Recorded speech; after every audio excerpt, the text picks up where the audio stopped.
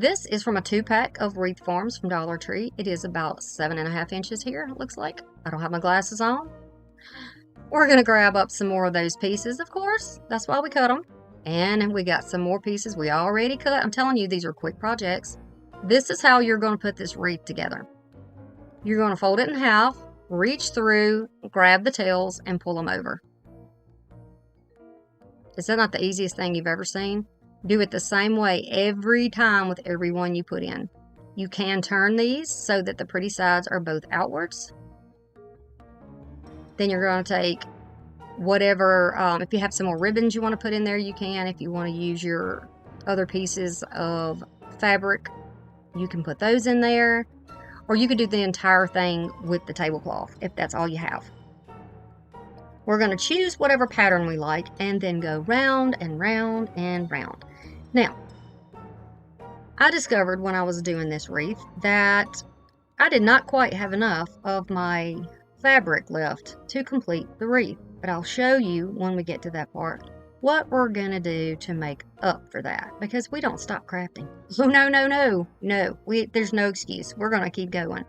We are going to keep going because we're going to make Halloween fun and magical for all those children who come around begging for candy, right? Yes, we are. I've got grandkids and I love it. My kids still trick or treat, my young kids, and then I have grandkids. So yeah, we want to make it festive and fun. Okay, all the way back to the beginning. Look how gorgeous that is. Well, I ran out, so I grabbed some more of that ribbon I had, pulled the wires out of them. I'm gonna disrupt my pattern and I am going to add these ribbons in. Now, I'm just adding these in between my orange and the tablecloth, and then I'll continue all the way around the wreath doing the same thing. I'll just scoot them over and continue around until this thing is completely full. Now, for a tiny wreath form, this ends up being a pretty substantial size wreath. And I like it.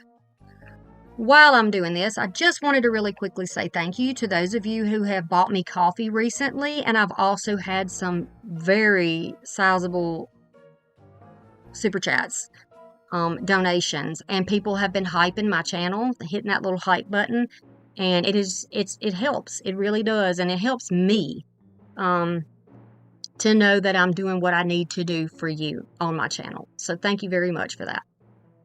All right. So I'm fluffing out, making sure everything's pretty. You can leave it flat on the edges if you want, but I am going to dovetail it. Now, since I didn't show you how to dovetail it in the first project that we did, let me show you how to do that now. You're going to fold your piece over, line it up, and you're going to cut from the trim side to the inside upward. So from the outside to the fold upward. And you're going to go around the wreath and do every piece like that. And this is where you can even it up. If you see that there are some pieces that are longer than others, just go ahead and fix that at this point. Easy to do. You could definitely do this. Now, it takes a little bit of time to put a wreath like this together, but do it while you're in there watching a cartoon, or while you're watching, something Halloweenish on TV. All right, now it's time to embellish. Grab any type of sign you already have. Grab some stuff from Dollar Tree. Decide what you want to put in the middle of your wreath. You may have something you thrifted. Here's a piece from Dollar Tree that I've used before. These are some pieces that came from, I believe, maybe Target originally. You can hang a bigger piece like this on it. But I am choosing this piece. It is one that I got while I was thrifting at Goodwill a good while back. And I thought this is the perfect way to use it. I have had it for quite some time. I'm going to cut the ribbon hanger off because we're not going to need it for that. And we're going to use it to hang the entire wreath. To attach this down, I'm going to take some more of that cord, cut it into pieces. And then, of course, you'll be able to trim it down once you get it tied on. And then I'll just go thread it through the sign and then thread it through the wreath without squishing up my pieces of fabric and the prettiness we put on the outside. I'm just going to kind of feed it through there and then tie it on. You can see, make sure that it's not squishing anything. It's back behind there. It's around the wreath. It's secure. Yes. I'm going to flip it over and I'll just do a double knot. Very easy to do. You don't even have to glue this on. And that way, if maybe you want to use this again next year, but you want to change it up a little bit, you can just cut this off and you can add some other hanger in the middle of it. How about that? That's right. You can use it again. So on this side, it has a little bit of that galvanized metal on there. So, and it's raised a little. I'm just going to fish that through there and then tie it on. And that way it's not going to cover up or show across the front of that metal. Flip it over and then tie a double knot, trim it off. Very neat. It is quite secure right there. Yes. So we're going to take that ribbon that we cut off the back. I'm going to find the top center, push those ribbons aside or those pieces aside to get around the outer ring of the wreath. Then I'll thread it through. And then just make one knot and I'll slide that down, slide that knot toward the end of it. And now we have a hanger and it blends in perfectly with the wreath. If you want to starch your pieces of fabric, you can just go right ahead. But if you cut them at the right size, they will be floppy, but still hold their shape and just look adorable on your door. Or really wherever you want to hang it. I hung mine from my blanket ladder just to show you what it looks like. It pretty much will hold its form just like I'm showing you, and when the wind blows, when it's outside, it's going to flutter and flicker and really catch your eye. So I hope you enjoyed this one. Alright, so we're just going to use a wreath form from the Dollar Tree. I think this is the 14-inch. I'm going to use a roll of burlap, but you can definitely use deco mesh. I have some burlap ribbon, and then I have some thrifted ribbon here. It's like a satin with a black trim. Of course, my candy corn picks. We're going to use the smaller ones there. And I'm going to use some pipe cleaners to hold these down on the wreath form. So we're going to start off by taking these pipe cleaners or chenille stems. Mine happened to be sort of a spiral type whatever, but I got them at the thrift store. I just pick these up whenever I see them because I use a lot of them when I'm making wreaths and swags. So we're going to start by going across these center joints. We're just going to cross them over. You can see what I did there. And we're going to go all the way around, just working on that outside, sort of the third ring if you are counting from the inside outward. If you cross them over in the middle, that will keep them from sliding around. So now I am going to put 2 more in between each one of the ones that we already did. Kind of space them sort of evenly. If you need to, you can take your glue gun and put a dot of glue there to keep it from sliding around on that ring. Whatever is going to make it easier for you is going to be just fine. But you can see they kind of slide even when you twist them on tight. So just grab your glue gun. Protect your fingers here, y'all. Especially if you're not used to using a glue gun. That glue gets super hot. We're going to continue around the wreath doing this same thing in every section. So 2 in between each one of the original ones we did. Very easy. You can see what I'm doing. And I just like to push them to the outside because it makes it a little bit easier, gets them out of the way so I can continue to work. And we like easy things, don't we? We like little tips. By the way, thank you all for giving little tips in the comment section. I appreciate that. I'm going to be cutting these into little 10-inch sections. I'm going to fold it over 2 times, about 3/4 of an inch, maybe half of an inch would be good enough. I'm going to walk my fingers up, flip it around, do the same thing on the other side, and now we have this cute little bow tie. Looks like a little bow tie, doesn't it? And then we're going to take a clip to hold it together, making sure our ends are folded under, and that's going to keep the little raveled pieces on the inside. Same thing here. I'm going to fold it twice, walk my little fingers up, twist it around, fold that over, pinch it to the center, and then put our clip on. And you're going to continue this process until you have 18 of these cute little bows. Now we're going to start applying them to the wreath. So you just pull the clip off the back, make sure that the folded side is downward, Put it in the middle of whichever area you want to start with, and then give it a few tight twists to hold it in place. Here we go again on the next one. Put it right above it and twist it. I like to use a clockwise kind of direction in this type of a wreath. So you're going to lay the next one down and you're going to give it a few twists and then get your little twist out of the way. Continue around the next one, and don't worry about what's on top of what and what's getting in the way, because when you fluff it later, everything is going to look so much better. It's always kind of rough in the beginning. So we're back around to the end, and this is the last one we're putting on. Same process. Press it down in the middle, hold it tightly, a couple of twists, and now it's all together. So now you can rotate, turn the little bows, turn them inward and outward, arrange them so that they look nice together, that they fit nicely together, flip them over if they've kind of gotten out of shape. And so you can tuck and move these little pieces of the bow around until they're all in a nice pretty shape. And you can see what I'm just pulling outward and downward, outward and downward. So kind of up on the left and down on the right. And that's going to give you this beautiful shape that you end up with. And I'm just getting all of my little twist ties out of the way at this point, and this is how it's going to look. Now we're going to work on the ribbon. So I'm just going to do 10 inches of each of these. This one does not have any wire in it. The white one does have wire in it, so it's good either way. And then this beautiful ribbon also is wired. I love how it's got the black trim on it. Very nice. So I'm just going to continue along. There'll be 18 pieces of orange, of this orange. There'll be 18 pieces of the other orange, and then 18 pieces of this beautiful white or cream color. So I'm going to dovetail the ends of each one of these.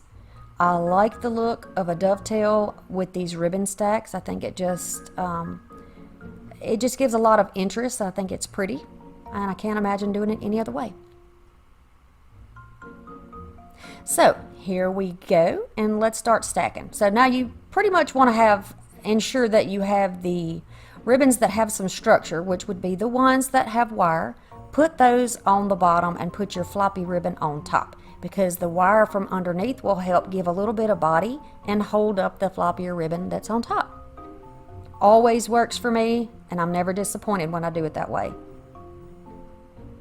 Okay, so we're going to take the little stack and put it right down in the middle. If it's easier for you, you can assemble all of your little stacks, use clips just like we did before, and hold them together, or you can do one at a time, which is what I generally do, because they're easy and quick. Crossing it over, the wired one's on the bottom, and then the floppy one on the top. Plus we have orange, white, and orange. And I like that pattern. It's just a little bit of black in there. It gives it a little bit of detail. So holding on to the middle, gave it a slight little fluff just to make sure the ribbons aren't flipped in the wrong direction, and then tightly cinch it down and then move the wire out of the way. You can do a bit of a fluff here, but it's going to get all kind of bunched up. And you can see here I'm back to the beginning, so I'm at the very end. I've met up to the beginning again. And this is kind of what it looks like. It's kind of mushy and out of order, so we're going to fluff, but we're going to tuck back these pieces of chenille stem or pipe cleaner, whichever you prefer to call it. You can use wire cutters and just trim these off if you want, or to give it a little more security if you're going to be putting it outside where it might be in the wind, you can twist it back around onto the wire underneath the bow. You don't want to do it too tightly because you don't want your bows to sink in. You still want them to look like they're floating on top, or the ribbon stacks rather. You don't want them to be cinched down too tightly, but you can just twist them around. Now you can see there that you can see my hand through it. Once you fluff this out, you won't be able to see the gaps anymore. So now we're going to work on the candy corn part. And I tried a lot of different patterns here, but I preferred to do it with the triple pick, or the little trio pick here. They're the smaller ones. These are on a very nice wire, so you can bend them exactly how you like them. I'm going to bend mine this way, and in just a second you'll see exactly how I'm doing it, so that it will give it a little body and stand up out of the wreath instead of laying flat. I'm putting some hot glue right on top of where the pipe cleaners are twisted. We're going to skip one and go to the next one. So every other little bunch of ribbons is going to get adorned with the candy corn. So you can see what I'm doing here. I'm going to add a little bit of glue. I've twisted my candy corn so that the pick has like a little seat. It's a little crook in it. And then you bend the candy corn upward. So here it is again. Now you can see how it's bent. And the bottom, I'm going to bend it down just a little, almost like it's sitting on top. I have found that these do not come off this way. This was and I did a lot of fluffing, as you'll see later, and they did not come off. So I'm all the way back to the beginning, doing every other one. And this is how it is going to look so far. Now this is without being fluffed up and beautified yet. So she's had her hair cut, but we haven't styled it. You're just going to pull out your ribbons. You're going to overlap where you need to. If you don't want your wires to be seen on your candy corn, which I don't mind, but if you don't want them to show, then you're just going to take one of your ribbons and pull it over on the top, and it will cover it up. So you can kind of use the ribbons with the wire, and you can place those pretty much where you want to because the wire will hold them in their place. Continue all the way around and fluff. Then you can add a middle piece if you would like. So I'm just giving you some options here. But you'll see in the end that I chose to leave mine without any sign with it. And I think it looks nice just like this. Do you like this candy corn wreath? I am absolutely loving this candy corn wreath.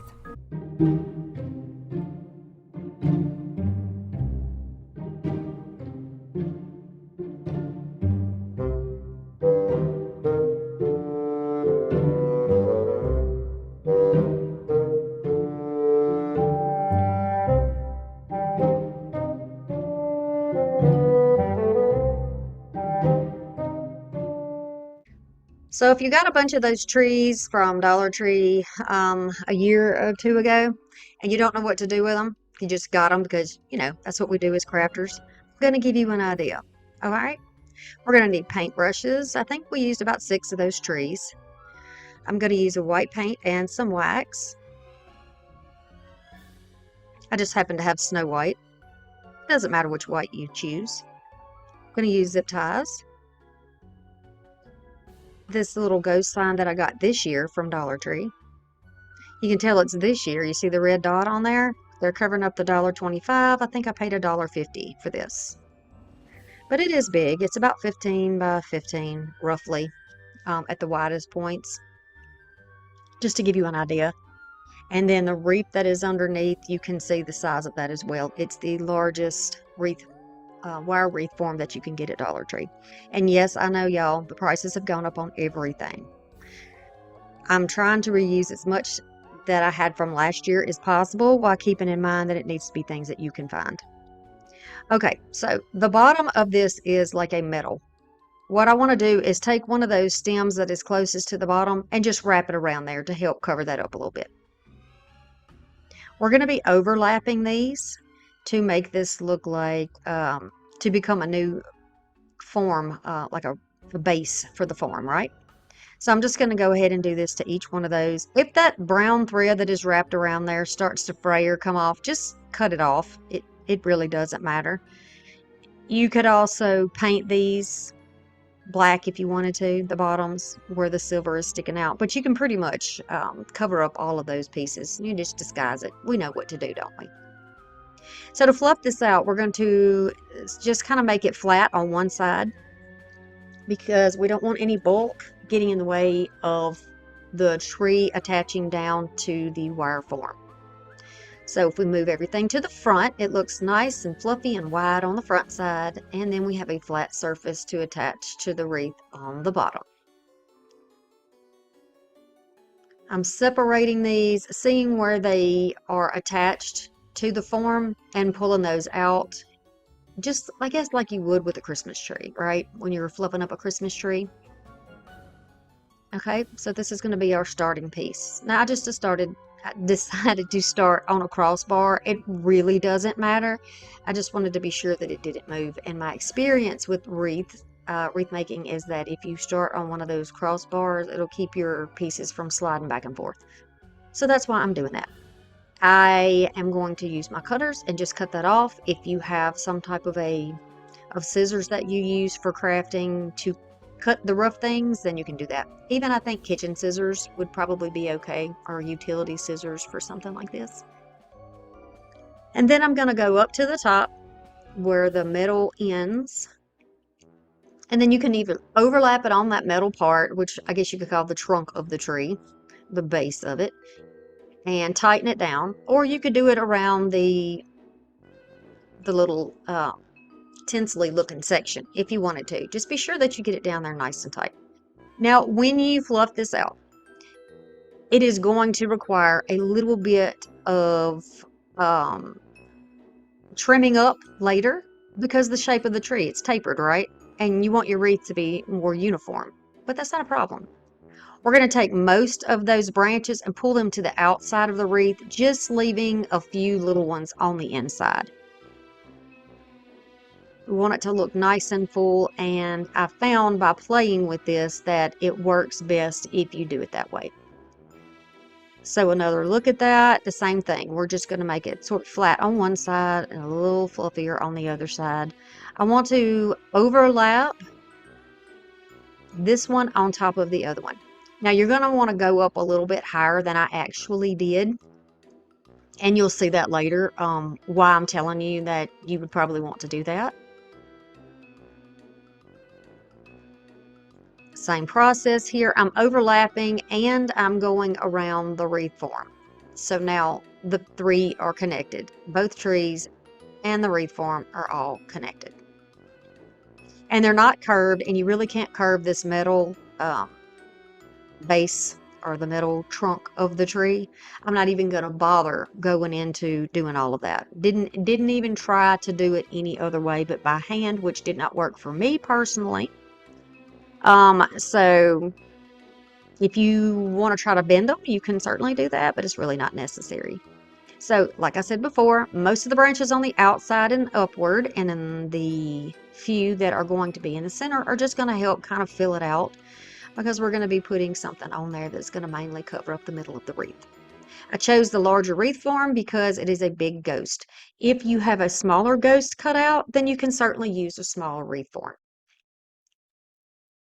Continue around here. If you are stopping by my channel today because somebody shared this video with you, or you saw it on Facebook or Pinterest or whatever the reason, if I just popped up in your recommendations, then I really appreciate you being here and taking some time to check out what I have going on here. I also want to take the time to say thank you to every single subscriber I have. We're going to continue along, keeping in mind that we want to overlap each and every one of those tree bases to the top of the next tree, just like this. Okay, so we're getting back to our original starting point, and this is why I said you should get them a little bit closer together, because when I put this one on, the tree is going to be a little bit bulkier. Do you know what I'm saying? You'll see what I mean. I'm going to have to trim on this tree a little bit, and I'm going to have to tuck it a little bit underneath the previous tree in order for it to lay flat and to look more uniform.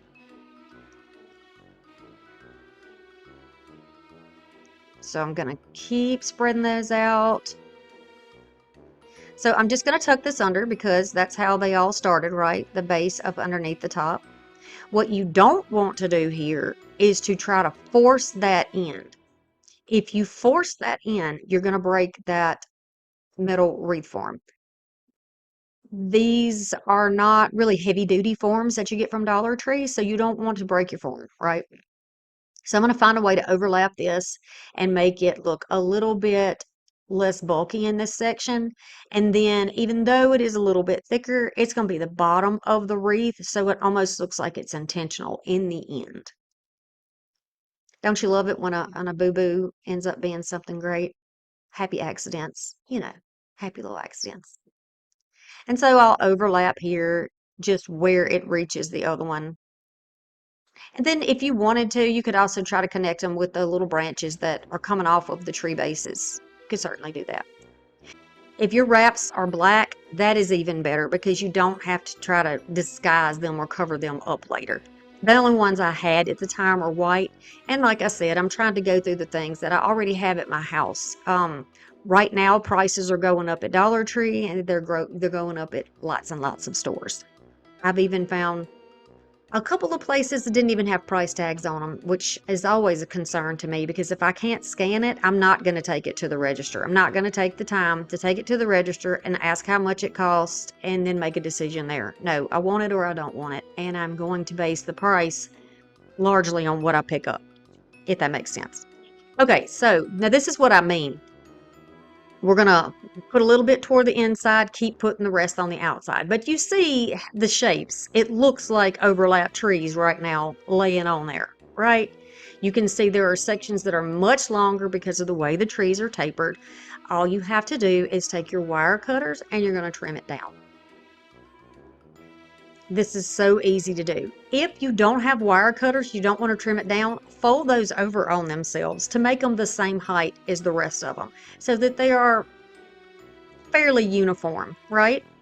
That's what we want to do because I do want this to be a round wreath. And so in order to get that round shape, I'm going to have to do a little bit of cutting, fluffing, and be creative. So I'm just keeping in mind the shape of a circle and just kind of, trimming it. You can see what I'm doing here. And you could certainly most likely make this look like a square if you wanted to. But don't throw those little pieces away that you're cutting off because those pieces can be used for something else, right? I'm going to take mine and put them in a jar because these can be used as accent pieces on other crafts that we do. Definitely. Okay, so now it's looking a little bit more round. Not perfect, but we're always zhuzhing around on our crafts anyway. So now let's set it aside and we'll start working on this little ghost. We need to fill the hole in. For the life of me, I cannot find my lightweight spackle. So what I have decided to do is just use a little bit of hot glue. I'm going to put a piece of paper over it. Now this will be the back. Okay, the front of it is what needs to be nice and smooth. I did the best I could with my glue gun. I put a drop of glue in there, like right in the center, and I removed my web. And then I took my little cheese knife that I use as a scraper all the time and just kind of flattened it out. You can still see it's a little rough, but you can sand it, Best thing you can do here is use a little bit of spackling and fill it in, but you make do with what you have, right? All right, so I'm going to take some of that paint and I am going to put this on here. Y'all make your work easier by using the right size tool for the project you do. I don't want to get a tiny paintbrush and just constantly be dipping, dipping, dipping and taking, I don't know, how many times more and how many more minutes to get this covered. I don't want to do that. I'm going to give this a light cover. I'm going to make sure that it is covered, but I want to give it a light cover all the way around. I'm trying not to get it on the sides, but if you get it on the sides, don't worry about it. I'll show you how to fix that. Not a problem.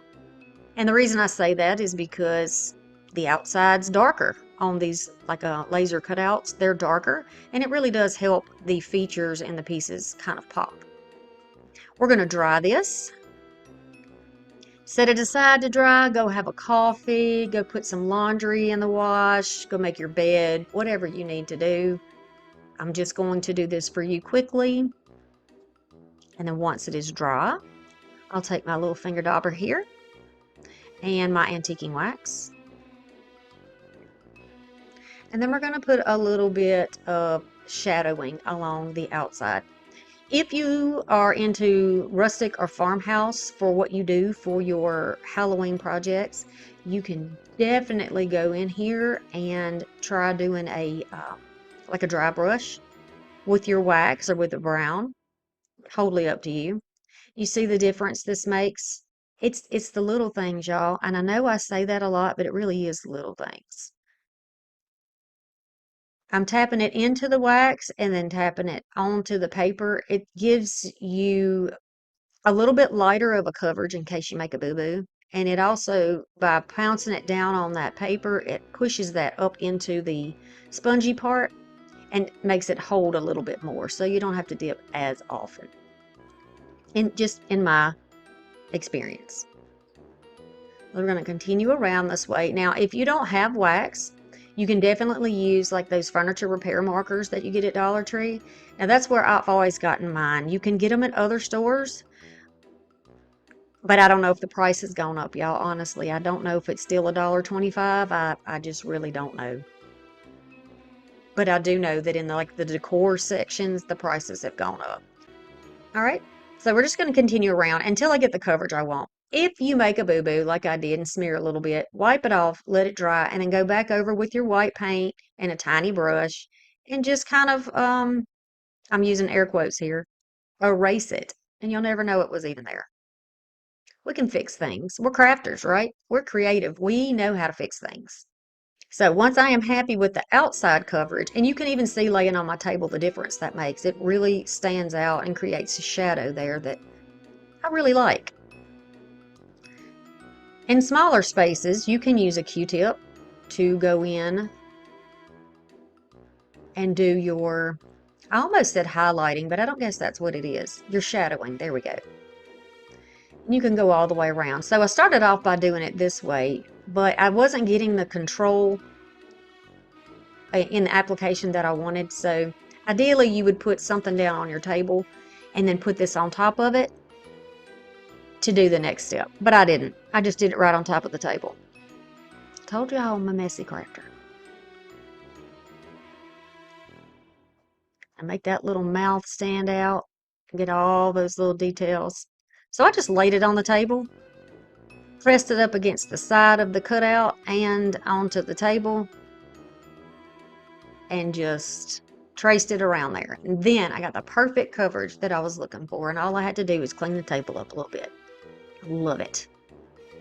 So much of crafting is experimentation and seeing what works for you and seeing what you like. And I love to be able to get my divine inspiration and bring that to you and bring you the ideas. And that's why I try to stay so positive on this channel, because we all start somewhere. I started somewhere, but I've learned over the years to trust myself and trust the things that I do. And I feel confident that if I bring that to you and I bring you and share with you those positive aspects, that it'll be helpful. Big thank you to my channel members for keeping me going. My kids say thank you too. All right, so this is so old, y'all. This came from Target many, many years ago. Many, and it's been in my stash. But you can use one of these that comes from Dollar Tree. And I'm also going to use some black beads, just a string of black beads. But you can also use rope, ribbon, baker's twine, whatever you like. I'm going to take this apart where it was initially attached, because I don't like that it wasn't symmetrical. Yeah, I know that's weird, but that's just how I am. I didn't like that they were squished together. So I'm going to put this almost like a hanging sign, and I'm going to attach it with some E6000 and also some hot glue. Why both? Because E6000 will stick to just about anything, where your hot glue has a tendency to pop off of metal. So I don't want anything to be rejected here. I'm going to put both on. The hot glue will hold it until I can get that E6000 to dry, because I have to slide it back on my table and, So over the top, I'm just going to kind of squeeze some hot glue over the top so that it dribbles over the top and down onto the sign underneath. Okay, so now I'm going to choose paper. I got a stack of papers. These are just scrapbook papers you can get from anywhere. And I decided to use the spider webs. I like the little vintagey feel. I like the shade of orange, and I think they would be really cool as eyes and a mouth. So I'm just looking to see how they would be placed and then cutting them out accordingly. Of course, we're going to do a dry run before we glue anything down. I'm checking it out. Do I like this? Do I like the way that, oh, look at that. I think that's cute. And I think it is going to look really nice with those trees that we have on the base of our wreath. Allow it to dry. Okay. And then I'm deciding, do I want the mouth to be open or not? And no, I do not, because all you're going to see is little bits of tinsel on the wall behind it. So let's go ahead, make it more uniform, and give him a little mouth. So now he has a face. How cute is he so far? I love it. He's cute. Now the sign is dry, and we're going to let him hold his sign. You could do any of the little signs like spooky or whatever. And if you didn't want to do a sign and you didn't have the pieces for this, you could do a stencil, or you can maybe do stickers, or you could just leave him without anything. This is going to have a little movement because it won't be glued completely down, so it will have a little bit of movement in it. I'll add a little E6000 and a little hot glue to hold it in place, because if you do put him outside, you want to know that the hot glue is not going to get too hot and pop off. That E6000 should hold it in place. Through the wind, through the heat. Yes. And then I'm just going to use hot glue on the wood bead and the wood cutout sign. Oh, and it turned out just exactly like I envisioned it. He's a cutie. I want to leave the ends hanging down, almost like a chain. You know, if you had a chain, that would be cute too. All right, so I'm going to position him where he's sitting on the thickest part of this wreath, and that is where we overlapped on the end. You recall that? So any spaces that you see on the inside that are not covered by him, you can go ahead and take some of your little branches and push them toward the inside and cover up your bald spots. I'm going to use pipe cleaner and use a little piece of scrap paper to hold it in place. And we'll do that at 2 points, but you could also do it on his other arm or the other side if you wanted that added security. Okay, so now we're going to find a way to attach him down here. Now for me, I always want to make sure that I am attaching down to the wreath form itself and not loosely on the top. It makes it a lot more secure. I'll do the same thing on this side, and I'm not going to pull it so tight that it pops off. I'm just going to pull it tight enough that it is secure and it doesn't wiggle around. Now this is where I'm kind of covering in any spots that need to be covered with the extras. And this is also a time where you can go ahead and trim more if you need to trim more. I want to thank you all so much for the support that you give me through every video, through every comment, through every like, through every watch. I truly do have the best subscribers in the world, the most intelligent, creative, kind, encouraging, and supportive people ever. Okay, so now I decided, you know what?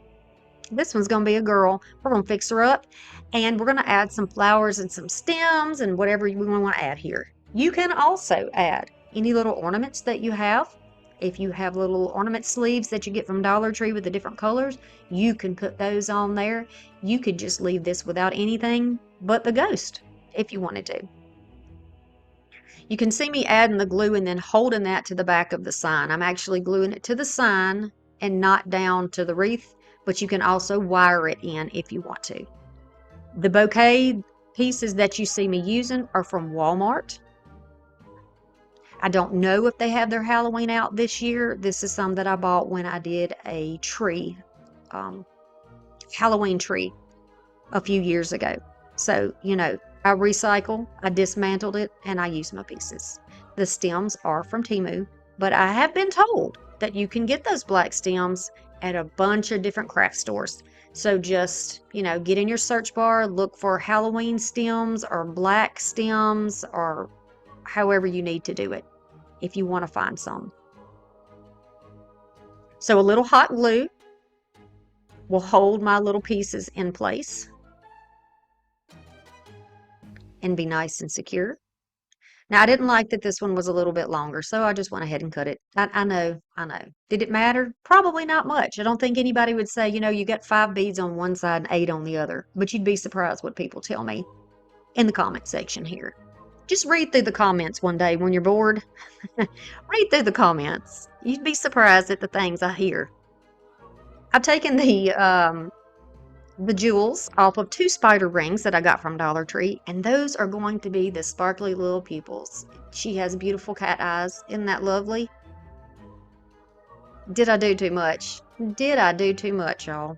Now be sure you continue to fluff until you get the round shape that that you want. I've got a little more fluffing to do here. But overall, I think that she is adorable. She's so cute. And this was easy. And you most likely have many of these pieces already in your house to make this project, so you can save yourself a little bit of money. I'm looking forward to doing many, many more new Halloween projects now that my kids are back in school, so be sure that you subscribe and hit that little notification bell, or otherwise you may miss a video that comes out, right? You might miss it.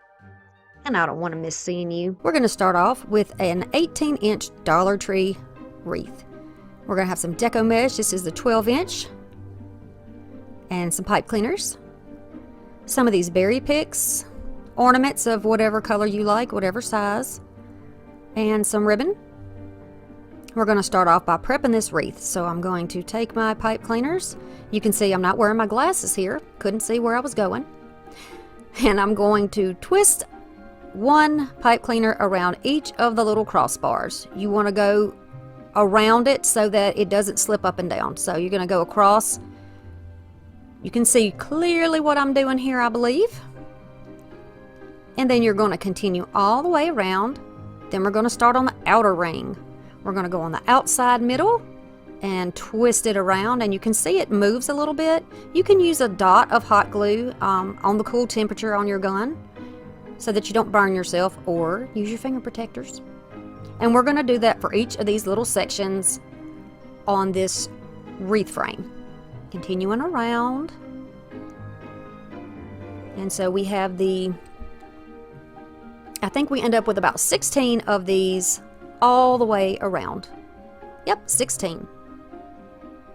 So now I'm going to start with my deco mesh. If you don't have the 12-inch and you just have the smaller ones like from Dollar Tree, just be sure that you layer them up, and then you'll have a thicker, wider piece to work with. So I'm going to take a little section, bunch it up in my hand, place it down in between, starting off on that inside ring here. Or it's the center ring, but we're going to call it the inside because we are going to start we only are using the inside and the outside of our wreath. So on the inside, we're going to go around and make 9 or 10-inch poofs here.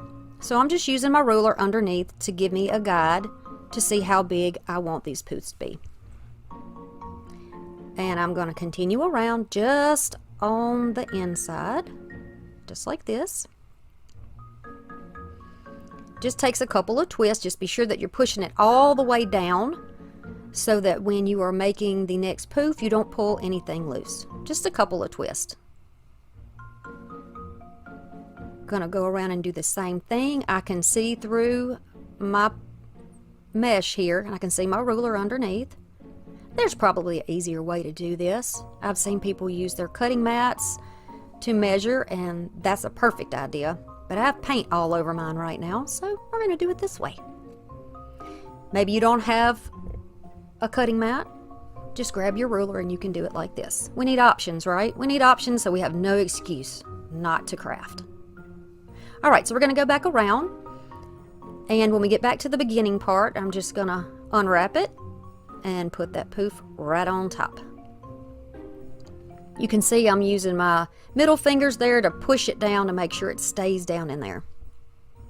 Now we're going to move our mesh to the outside.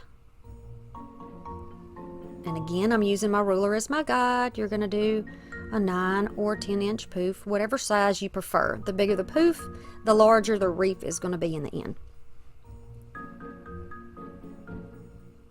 Continue around. Make another poof. And I just kind of tuck my edges underneath a little bit, and that helps that poof to stand out. Tighten that one down in there and just keep going. I hope you can see what we're doing here. All right, now so we're back to the beginning, and I'm just going to cross over that area where I started.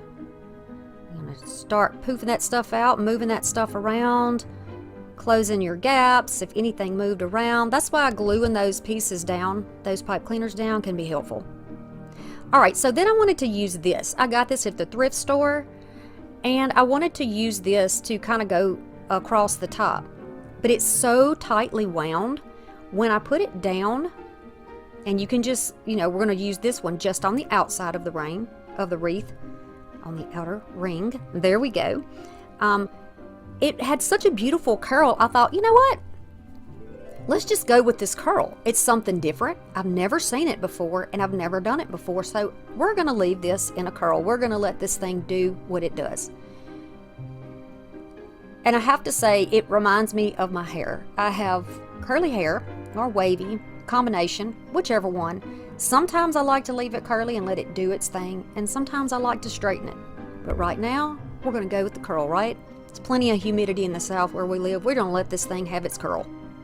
So I'm just going to continue around, and I'm not measuring here because I'm just using my poof as a guide to see how far I want this to go. If you don't like the curls, you don't have to do it this way. You can straighten it out, but I think it gives it a little more interest and dimension. And like I said, it's different than I've ever done before. So I like it. It's good to try new things, and to bring you new things. So you're going to continue around like this, and the curl will stay in there if you just loosely move it, instead of trying to pull it tight. And you can see what it looks like. Now this is pre-puff. I have not gone through here and fluffed it out yet. Now we're going to start with our ribbons, and I chose this. This is like a fabric ribbon. It might even not even be ribbon. It may be something else, but I got it at the thrift store, and I thought this beautiful black and white stripe would be gorgeous on this wreath. I love a vintage look, and this screams vintage to me with all the black, white, and orange. So we're going to go with it. I'm just going to put my wired ribbon underneath and this on top. Now this has no wire, but that is not going to be a problem in this situation because the poofs that are on the form of the wreath actually help give body to the ribbon and hold it in place. And you'll see what I mean shortly. So if you don't have wired ribbon, you can definitely just go ahead and use what you have. I'm going to go back and forth. So now I started on the outside, I went to the inside. I'm going to go to the next pipe cleaner set on the outside. I'm going to bunch this up, and I'm doing about 9-10 inches, the same thing as the poofs that are underneath, so they're all about the same size.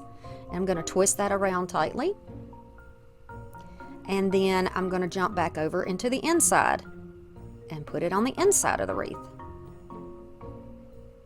And then I'll go back to the outside, inside, outside, inside, all the way around. If you run out of ribbon, let me show you what you can do.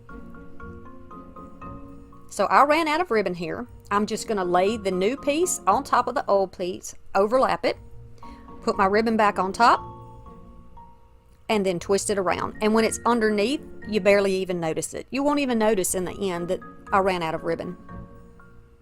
So you just continue to go around here. I'm going to start back where I left off and go to the inside. When I get back to my original spot, I am going to go ahead and trim it down to make it a little more manageable, and I cut it at about, I think I had it at about 12 inches so that I would have plenty to lock in with my pipe cleaners here. And then I still have my 9 or 10 inch poof, and I have enough to close up in the pipe cleaner. So I hope that makes sense. I think that what I say, if it doesn't make sense to you, that watching it will make a little more sense. And I'm just going to trim this off at a little bit of a slant. All right, so now you can go around and poof everything out and pull your ribbons apart. Now we're going to pull a stripe and then a solid and then a stripe and then a solid and a stripe. And we're going to continue this all the way around. And it's going to look like this is woven all the way through the wreath. And I love it. very pretty. And I'm so glad that I did use that ribbon. You can see it standing up nicely on its own, even though it doesn't have any wire in it. Still standing up nicely. Moves around just as easily as the wired ribbon that is underneath it. And this orange was actually from the Easter selection that was put out. But you can use whatever kind of orange you have, and I'm sure you can find some orange this time of year with fall and Halloween. So I know that I'm going to use a sign, and this is the one I chose from Dollar Tree.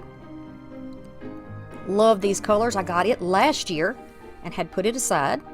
I'm going to cut the hanger off because we don't need it. I'm going to cut a couple of strips of paper. We're going to use hot glue, and we're going to make something to attach this to the wreath. So adding a little hot glue and then placing this down. This will help keep it from popping off the back when you are trying to tighten it up on your wreath and secure it in the wreath.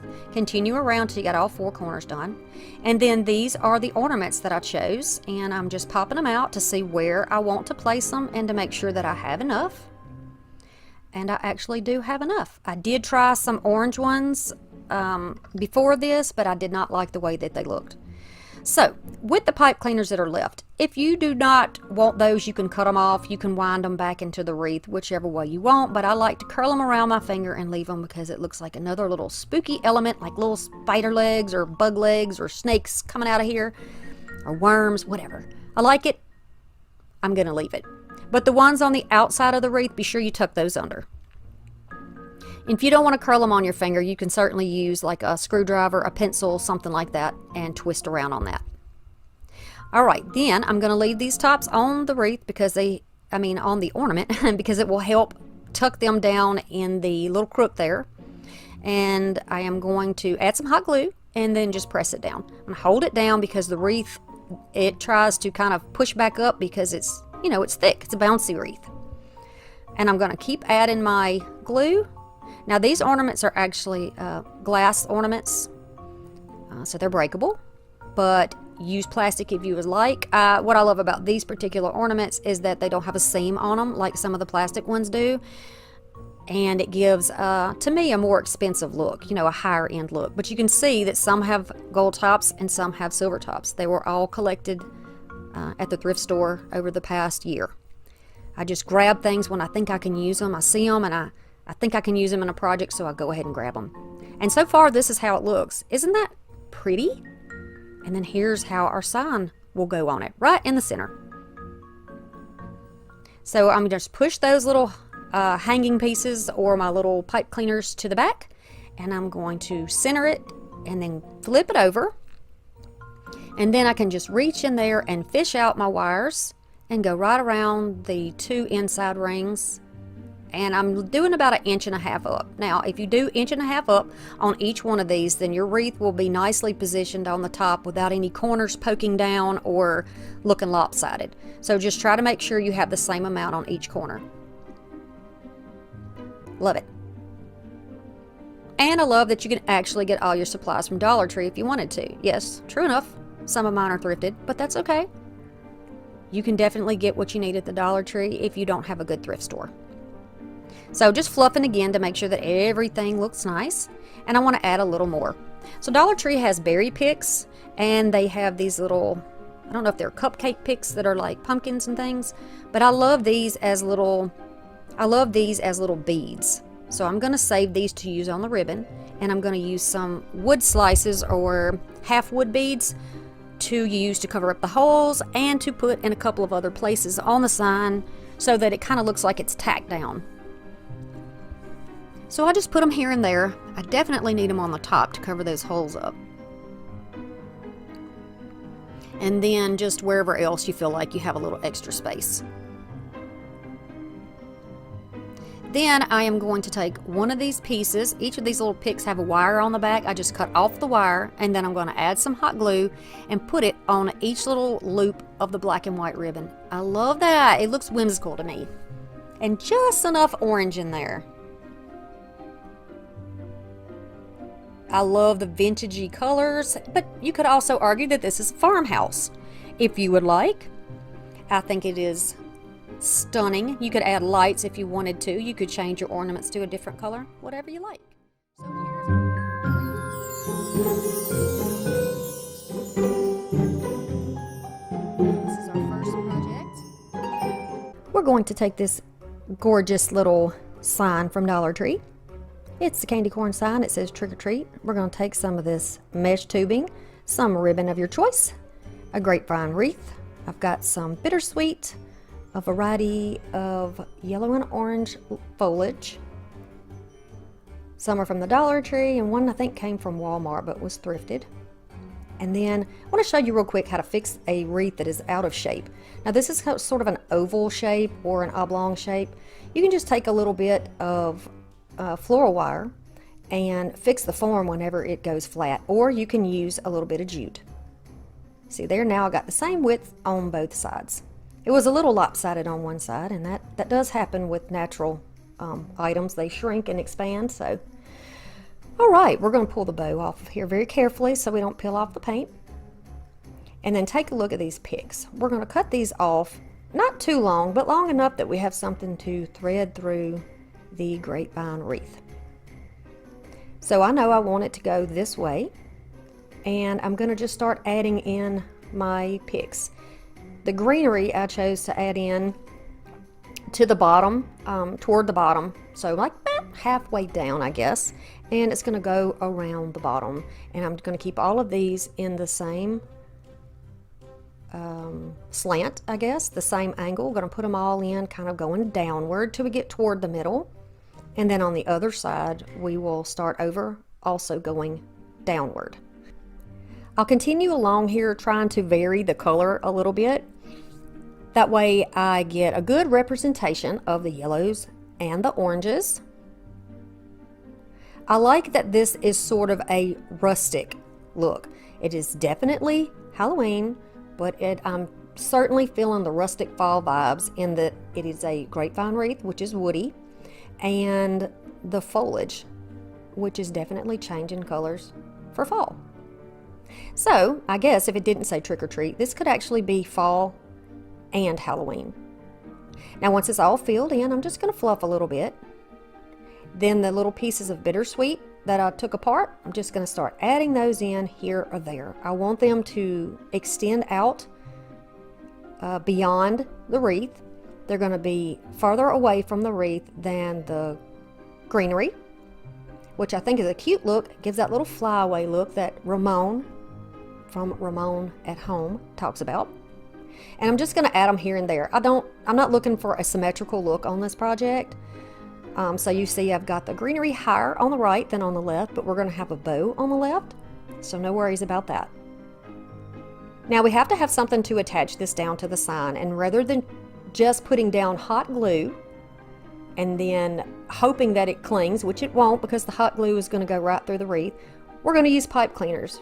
We're going to add some hot glue, and then you can put a little piece of scrap paper over that. That's going to help secure it. And then you can bend these up, and we'll be able to thread these through and put them on there and possibly take it off. If you wanted to use this after Halloween, you could just remove this and you would have a beautiful fall wreath, maybe for Thanksgiving, Friendsgiving, whichever you prefer. This grapevine wreath is not very tightly wrapped. You can see actually light through it, and that makes it easier to attach things down. Just thread it through there and then twist it around. I always add links underneath the video, so if there's anything that you need, you can find it in my Amazon store most likely, or you can leave me a question. I'll be happy to help you. Alright, so here is my bow maker. I made this myself. I am going to link the video on how you can make one.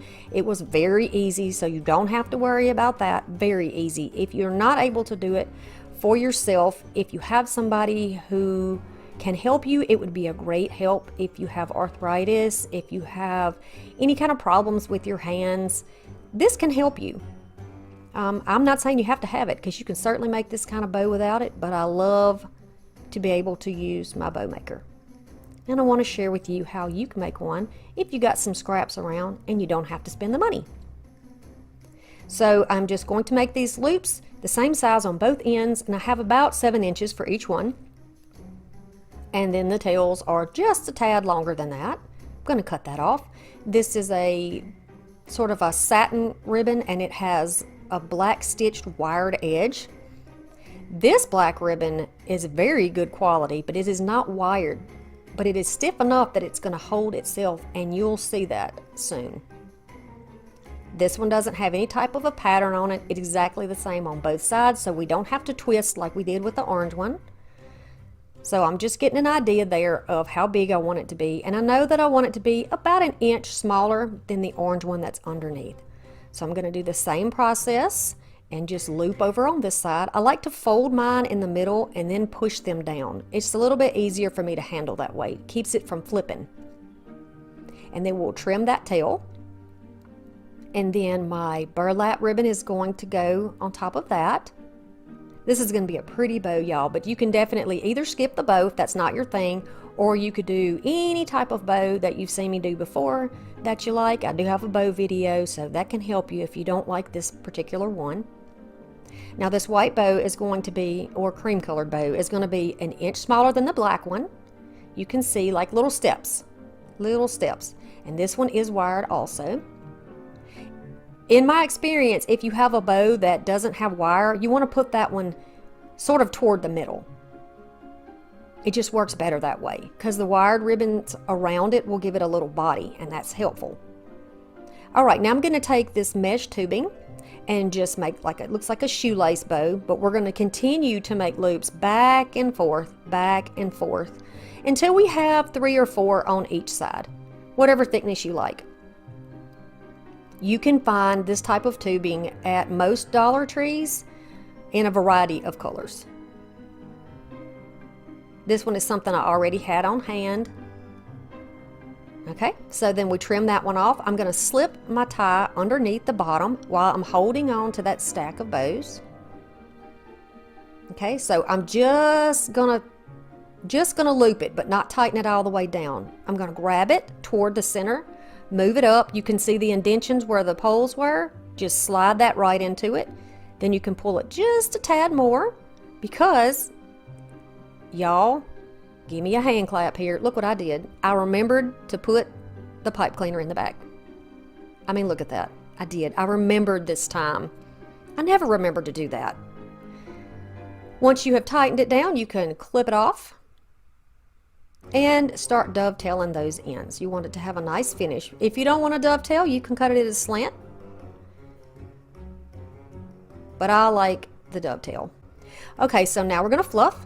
We're going to pull the bows up and kind of spread those out, and you see the black is doing great on its own. Even though it doesn't have any wire in it, it looks good in there. It gives a lot of depth. I like that. It's pretty.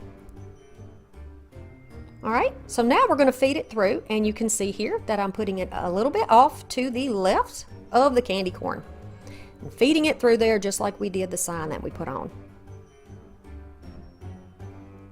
And I will pull this tightly, twist it around, and then kind of rotate it down behind, and you can trim it off or you can just fold it over. And when you fluff your bow, you won't be able to see it. Now is the time you can really get an idea of the size of the bow and how big you want it to be, and you can start clipping off the ends a little bit shorter if you need them. And I like these a little shorter. Gives it a little flyaway. I think it's pretty that way. But again, do this your own way.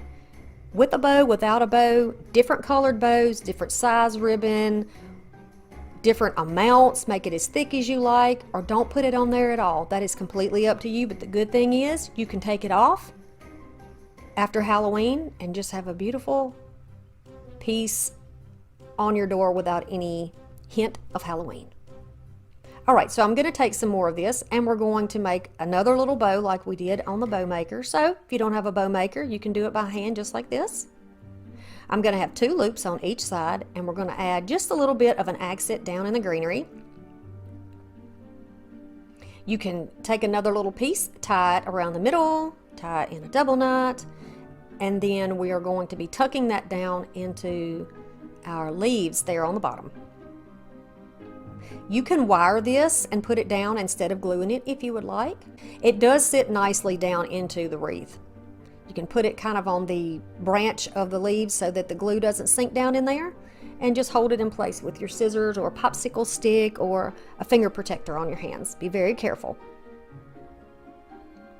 We'll do the same thing on this side and press it down and hold it until the glue cools or sets up or dries.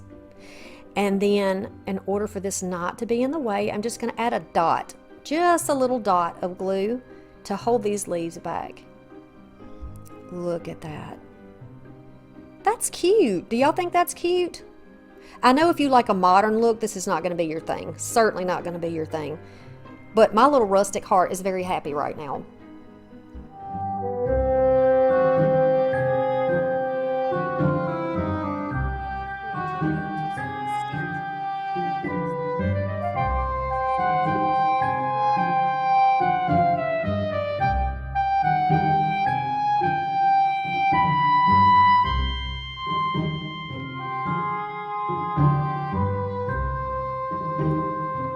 I have a thrifted 10-inch wreath. I think you can get something similar to this at Dollar Tree, if not the same thing.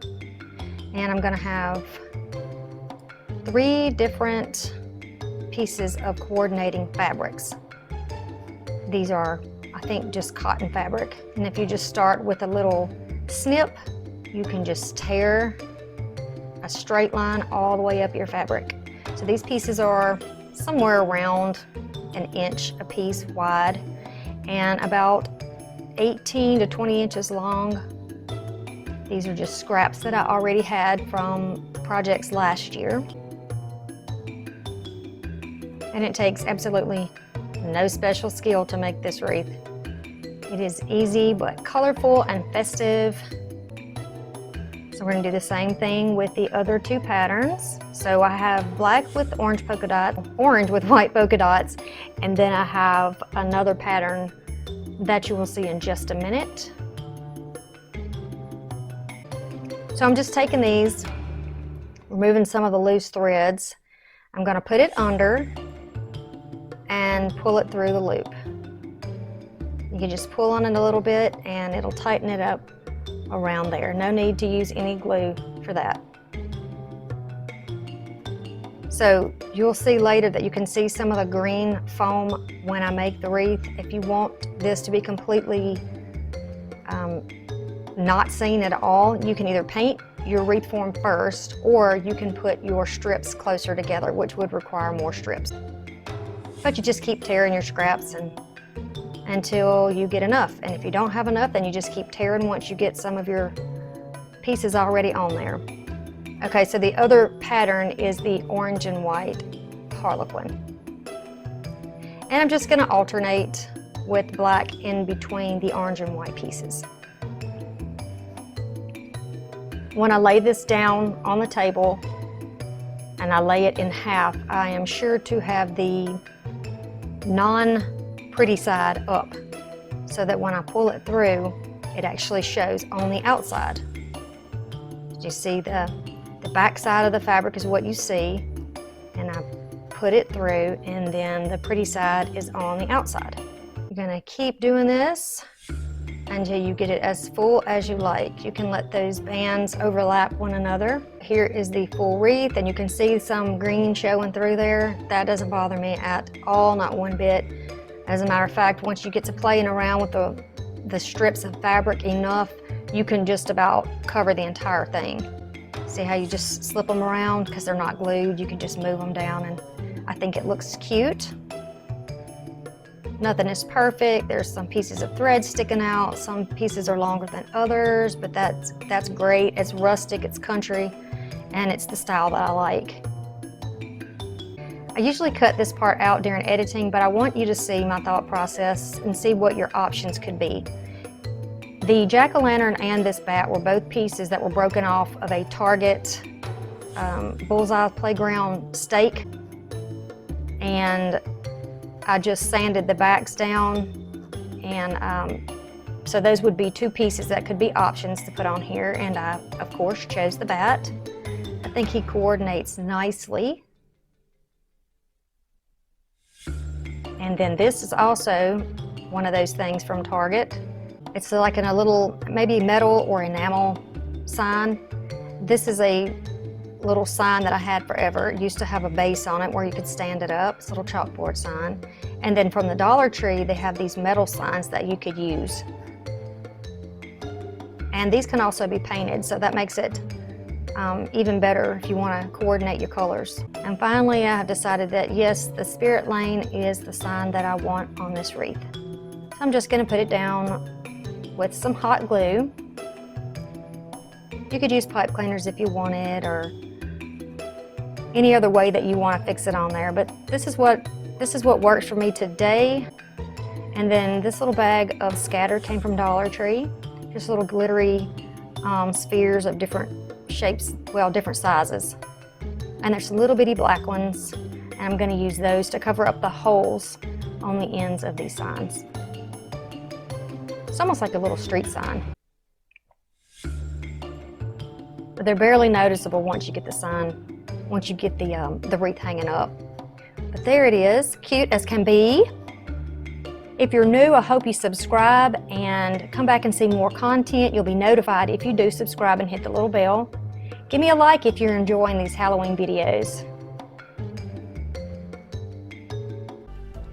So we're going to go back to felt here. Grab you some felt. I've laid my hat upside down on it, and I am working on the back side of the frame. Again, leaving the tinsel on, it gives it a little more body, and you're not going to see any of that afterwards. So I'm just going to cut where I need, and I'm going to twist around where I need to twist around. I'm going to cut little darts there in the side so that I can wrap around the little edges of the brim of the hat, because they have a little curve. I want them to keep that curve, so I'm going to get them out of the way, and then I'll fix it, make it look a little bit better in a little bit. But for this part, we're just going to start working on the tall part of the hat. I'm going to add some hot glue on the frame and then just pull it over. You can glue and trim as you go. You do not have to cover this entire back, but I'm going to show you how you can do it if you want it to look nice and neat. Because you can leave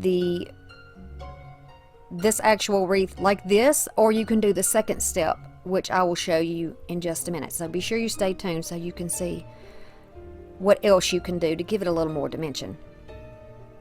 Okay, so you just want to finish this back off, and like I said before a couple of times, you can pull on this felt and it's a little stretchy, it has a little give.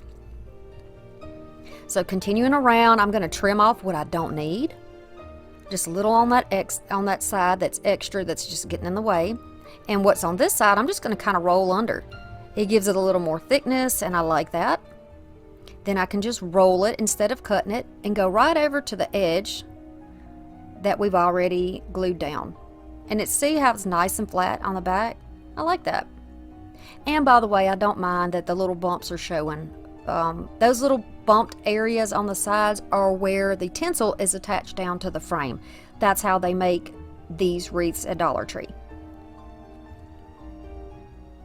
So again, trimming off. I don't want anything too bulky on the end because I want to keep the taper on the end of the hat. That's one thing that I think is so cute in a witch's hat, is that point. And since this one has a curve in it, I want to make sure that the little curve is a natural, nice taper going downward, not with a big gap in the middle. But if it does happen to you, I'm going to show you how to fix that as well.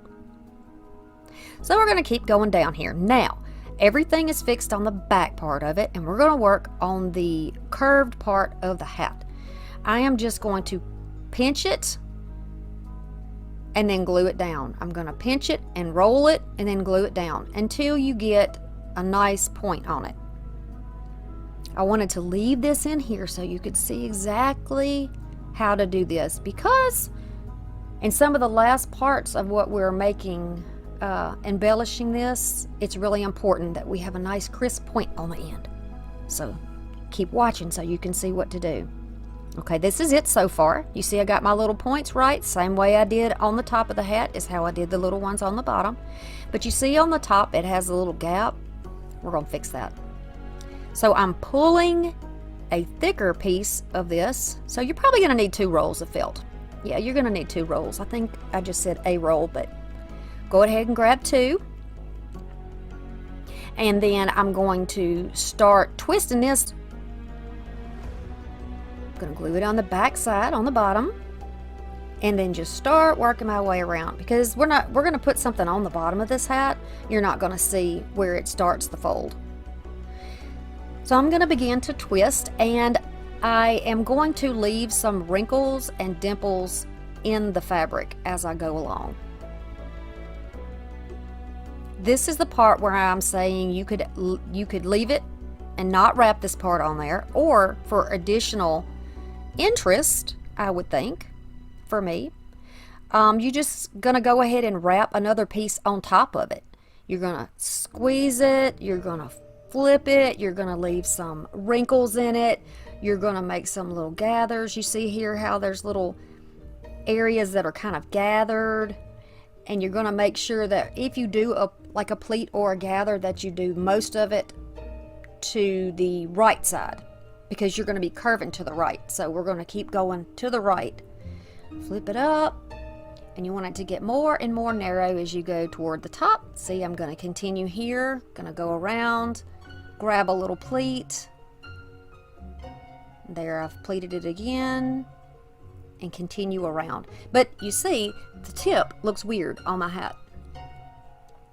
There's a gap between the end of the wreath body that's under there, and then the additional length that I added by putting on the felt to the end of it, because I wanted it to be a little bit longer. We're going to fix that. You can either fix it at this point, which I did not do. I don't know what I was thinking when I did this part of it, but I couldn't quite get the angle right, so I went ahead and glued it down.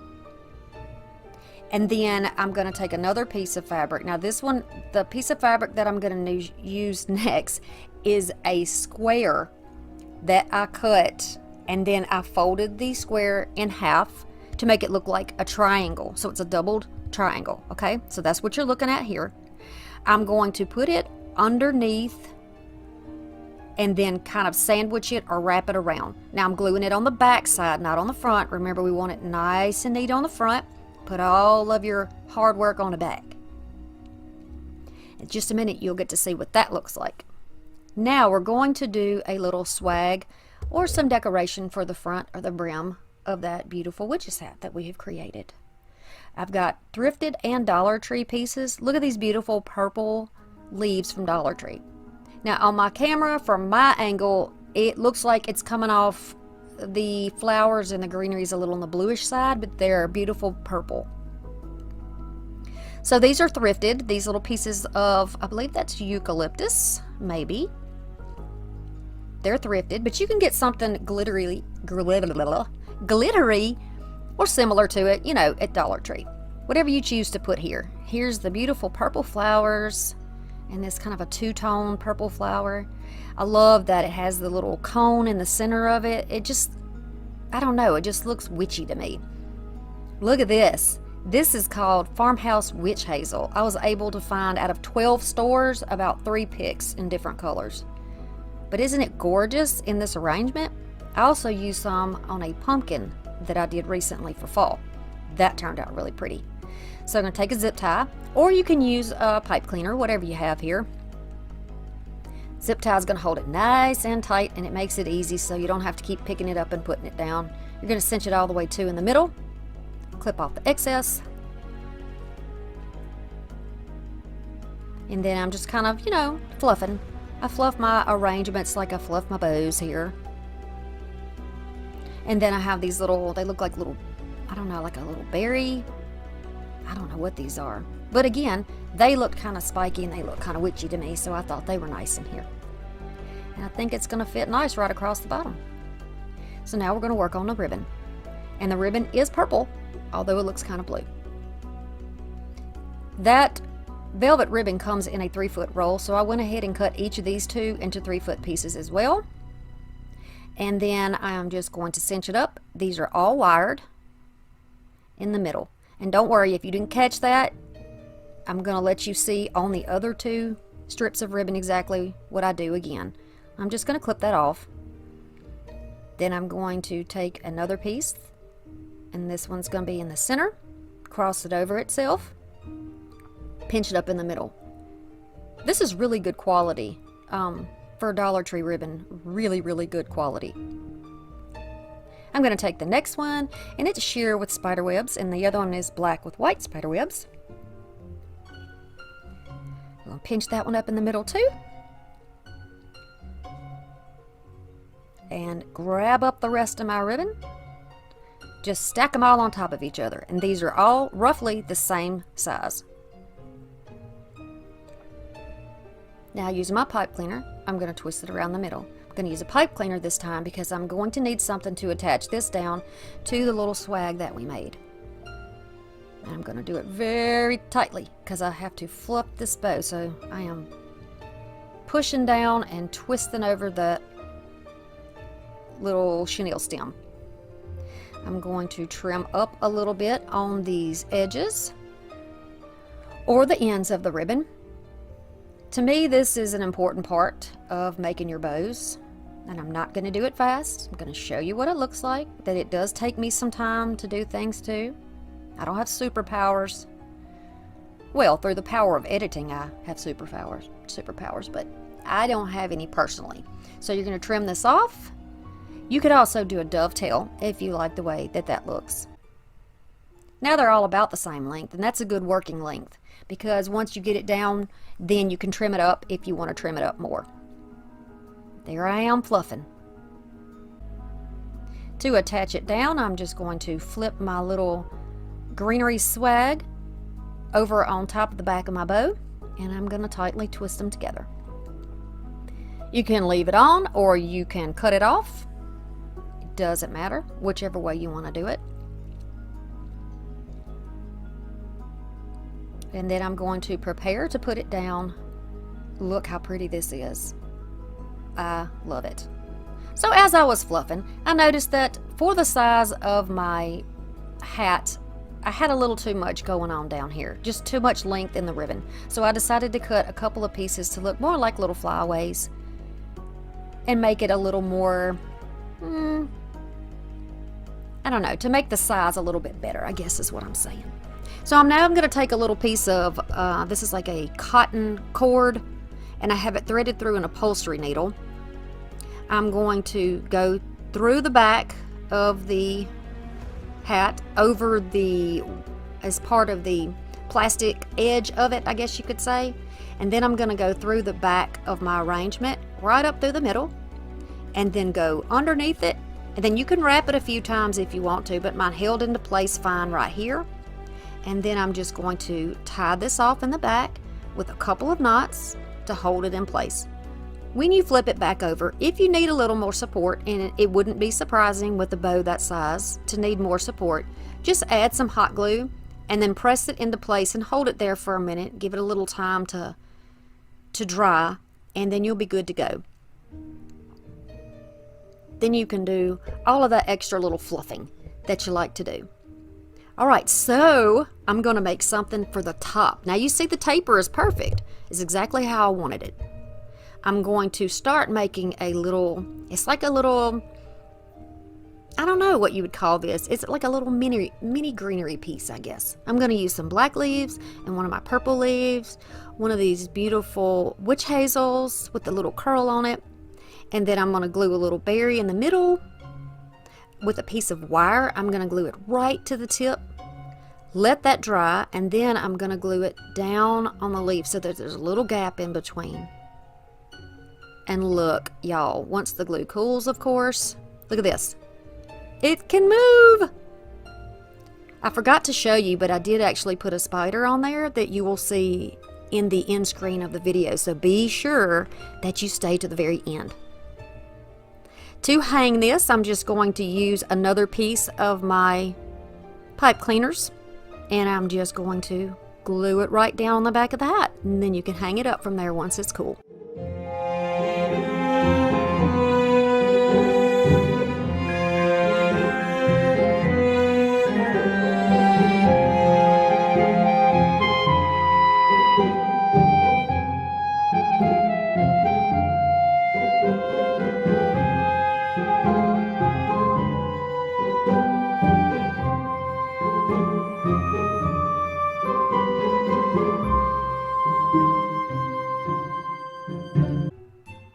taking this Halloween sign from Dollar Tree, and I just recently found it. They're still putting out new stuff. I'm going to use this wire frame, a silver and a gray paint, some silver ribbon and black deco mesh, and some star ornaments. Pipe cleaners are what we're going to use to attach everything down. Now, do as I say, not as I do, except in this part. We're going to start by putting one around each of the crossbars in the sections. So right in the middle, right around the crossbar. I'm not sure if this frame came from Dollar Tree or from somewhere else, but it's all the same to me. All right, you see how I went to the outside ring? Don't do that. Go right back onto the same ring that you were already on. The same one, not the outside, same one. All right, I'm going to pull the tag off here. I'm going to use a little sander here and just go over that area so it's nice and smooth. Again, we don't want little polka dots and stuff in here. I'm also going to go over all of the edges because it's kind of rough and not very finished looking. It's kind of choppy looking. So yours may be perfect, but this one needed a little work. So I'm just sanding over that to make it nice and smooth. I'm going to take this granite gray, which is a very light color, and go over the sign. I'm going to leave it streaky. I'm not going to fill it completely in. I want it you to be able to see some of that brown or the shadowing through there, because the moon itself is not just a big ball. It's, you know, it's got crevices and deeper spots and higher spots and rough terrain, and that's kind of what I'm going for in this. I'm going to go around all of the edges as well. Once it is dried, you're going to go back over with the silver, and the silver is a pretty light tone like the paint that I used underneath. Same process here. I'm going to leave it a bit streaky. I want to be able to see some texture. I want to be able to see some highs and lows. So I'm just going to do it like this. Now, if you choose to make a moon for yourself, but maybe you want your theme to be yellow and black, you can certainly do yellow and maybe use some gold to go on top. You can make this however you want to. My videos are just for inspiration. They are not to tell you what to do or that the way you do it is not right. Strictly for inspiration. I do what I like, and then you can take the ideas that you like from it and go with it.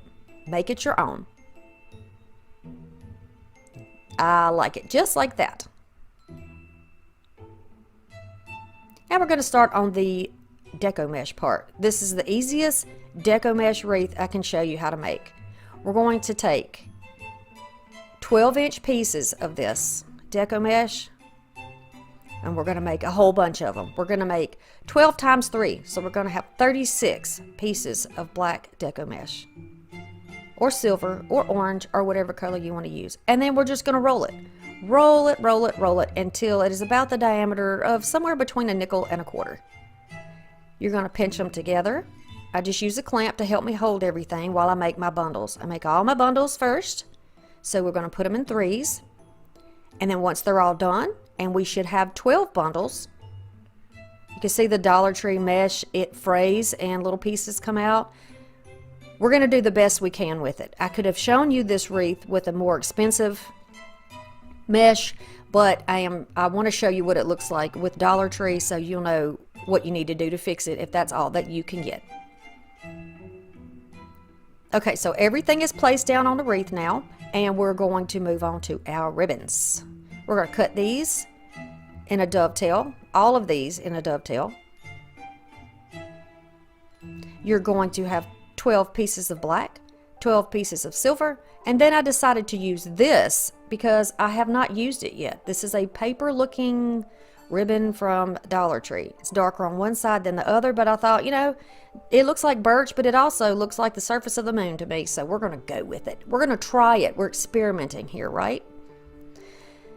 Okay, so we're just going to do the same thing. I show you the same thing almost every single time I do this. Just going to make an X and lay one over the center, just like this. My black ribbon does not have any wire, but it's a good ribbon. I've finally used the last of my roll, and I'm sad about that. But it is what it is in crafting, right? Okay. it had a good life. It had a good run. Okay, so now when I start pulling, do you see how that split? It split. This is not a paper, but it is a weird, I don't know. I don't even know. I don't know what the fabric is, but I said, okay, you know what? It's split down the middle. I'm going to go with it. I'm just going to pull it when I get it up there on my frame. I'm just going to pull it, and we're just going to make it look like it's 2 pieces instead of 1. Right? When we get lemons, we make lemonade.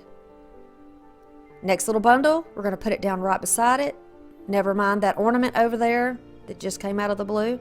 We're going to fluff. I'm going to separate that ribbon just like that. Now it looks like it did it on purpose, doesn't it? You can turn it around. You can use the darker side. When it's all full, this is how it is going to look. I love that that silver ribbon looks like it has, you know, it's got the little round, the little circles in there, so it sort of looks like it's already like the full moon. I love it. Once you're done, you can clip off the extra pieces of pipe cleaner. Just make sure that you've twisted down well so you don't pull it apart when you're fluffing. And you can take all those off, then you can fluff out your little ribbon stacks, turn them here and there, and now you have a nice full wreath rather than the kind of sparse looking wreath we had before. And by the way, I believe I used 2 of those rolls of the mesh from Dollar Tree. And you just clip off the little pieces that are falling out. Now we need some way to put our moon down on the wreath, and I just try to get my position how I would like it. And I use the same technique every single time. Pipe cleaners with a little bit of hot glue, and then a little scrap of either paper or ribbon to go on top. Be careful about your fingers here. As I've gone along, I'm learning more, and I know what I can and can't tolerate as far as heat on my fingertips. Yeah, but you be careful, of course. Now, for my ornament, I'm just snipping off the ends because I don't need the hanger piece. And I can decide where I want those to go after I've placed my moon down. So I'm just going to take those pipe cleaners, feed them through the frame down there, and then flip it over.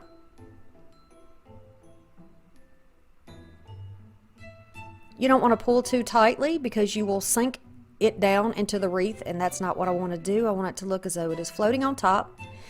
So I'm going to do it this way. Then I'll take the bottom part and feed that through as well, and then twist it around so that it stays in place. You could always cut off your extra if you want, but nobody's looking at the back of my wreath, so I'm not concerned about that. Now we can put the stars down. So I'm going to take a little star and put it here, and a little star and put it there. And these stars came from the thrift store, but I'm almost certain you can get something like this at Walmart. Yeah, I'm pretty sure you could get something like that. So I had 4, and I'm going to take the 4th one, leave the little hanger on it because we're going to hang it from the moon. Right from the tip of the moon. If I had a little black cat or something, I would sit it in the moon like I've seen on Pinterest, and that would be really cute, like the cat playing with the star. So certainly if you have something like that, it would be so cute in this wreath. But I didn't have it, and I'm working with what I have left of my supplies. But this is how it's going to look. By the way, if you're new to my channel, welcome. I am so happy to have you here.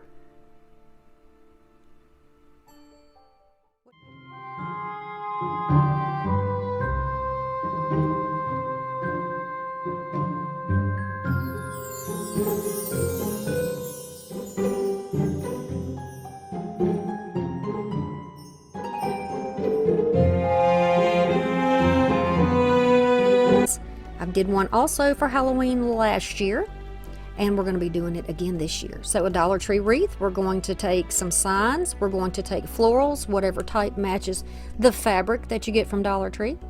I also have a little thrifted sign. Here's the fabric that I chose because it looks vintage to me. It looks old. And we're going to put it across the pumpkin. Just so you know, every piece of fabric that I've gotten from Dollar Tree fits on every pumpkin that I've gotten. So this must be the standard way that they cut the fabric, which makes it perfect for you because you can use it. So now the pumpkin is upside down. We're going to get some clamps and our finger protectors and of course some hot glue. This is the way I like to do it. I like to start in one space, kind of fold it over and clip it first. You don't want to be going along thinking everything's great and then you run out of fabric and you have too much in one area, because then you have to patch, and that is just no fun, and you can't craft efficiently when that happens. So let's just save ourselves the trouble and just go around here and put the clips on first, right? We like those tips that help us get the job done. So we're just clipping it down. I am not pulling it super tight. I don't want to bend the frame. I just want to make sure that there are no wrinkles or lines going down the front. So I'm just going to continue along, clipping these down into place. If you don't have these clips from Dollar Tree, you can use like the clothesline wooden clips to hold it in place. I think those would probably work fine for you. After everything is clipped into place, you're just going to flip it back over, and you are going to use hot glue underneath all of those little sections. You can put your clips back on until the glue is dry, and then you're going to trim off all of your excess. Now for the top. This is going to be the little swag that goes on the top. There are a bunch of ways of doing this, but this is how I have discovered is both efficient and affordable. So I just use a thicker, like the stem from another floral, and use it as a bottom piece, measure it across the top, and you get about 10 inches. That will be the perfect size for these pumpkin frames. So I've got some Dollar Tree leaves underneath, and these are the little burlap ones underneath, some thrifted black eucalyptus. These fern pieces are from Dollar Tree. The roses are thrifted, but you can get them from Dollar Tree. I mean, don't typically use roses in my decor, but it's the only black flowers I had. So, you know, just kind of decide what you like best. Dahlias would have been beautiful. That would have been my choice, but I'm trying to use what I have right now. And because I encourage you to do the same thing. You don't need to just constantly buy and then not use your items. So I just try to make sure that I am keeping the center down when I add in my picks, so that when I do clip these together, they'll all be in place. I'm going to keep adding as you go along, and I try to mimic or do opposite on the other side. So if I have, you can see what I'm doing here. I have the kind of see-through leaves on the bottom on the right, and then on the left, and then I have the solid ones on the top right and the bottom left. You get what I'm saying. So a black zip tie around the middle will hold these all together, and I'm just trying to make sure nothing comes apart. And then you can clip off that extra, flip that little clippy part to the back, and then you can add in whatever else you want to add in that has to be attached with glue. I chose some random greenery that I had laying around and just put that on the back, because you want to widen out the middle just a little bit now that you have the other pieces ready. I'm going to add some green in here because of the green fern that I have. You don't have to add the green. Nobody has to come for me about the green and the pumpkin stuff. You know, it's okay. I live in the South. We have green. We have green all year. So go ahead and take that stem. We're going to add 2 pieces of cardboard and some glue in between so that we have a surface to put our little riser space. I'm going to use 2 little wooden blocks here. I think they came from Dollar Tree, but I'm not certain. Then you're going to glue those to the bottom. This is going to be the support that's going to hold up our swag. So put that right down on there. You can clamp this into place and let it hold. These are also clamps from Dollar Tree, and these came from the laundry section. They will get the job done. Once everything is dried and your glue has set up, you can start adding in more pieces wherever you feel like you need them. I'm going to put a rose in the center. And then I decided to use this little cutie pie. But I didn't want the little bows, so I tore those off. Keep adding in your little willow pieces. You want some I know as crafters we say depth and dimension all the time, but it's true. You want that. You want the things that look different. You want the things that look spooky if you're doing Halloween. You want it to look wild if you like, you know, cottagey or rustic. You want it to have interest, right? So you're going to keep adding these in where you need them. Add glue where you need it. and just keep going around. I'm going to take another one of those burlap leaves, fold it over, and then put it right in the top, right on the top of there. It almost gives it like a stem. A little glue on the inside of it, a little glue on the paper, and it will dry. And I'm going to add some more of these. Love these. These I got thrifted, but I think Dollar Tree has these. Am I right? Am I wrong? Have y'all seen those at Dollar Tree? They're really pretty. Just continue along and make it as thick as you like it. I have had people say that they don't like as much as I put in there, and that's okay. That's why my channel is called Making It My Own. You're going to do exactly what you like. Even if you don't like what I like, you know? Just do your own thing. I encourage you to do that. That's what I want you to do. You don't have to copy what I do. So going right over the framework that's underneath, I've added a good bit of hot glue and then pressed down my cute little ghosts right there. Once it's dry, you can pick it up and move it around and look at it. Add, remove, whatever you feel like you want to do. Just to break up the black, I've decided to add a couple of more pieces of green in there. You could use some of those little picks with the balls, little fluffy things, whatever you choose. So for a hanger, I'm just using half of a chenille stem. I'm going to put it right here, add a little bit of hot glue, and then a piece of scrap ribbon, and that is going to hold it in place for you perfectly.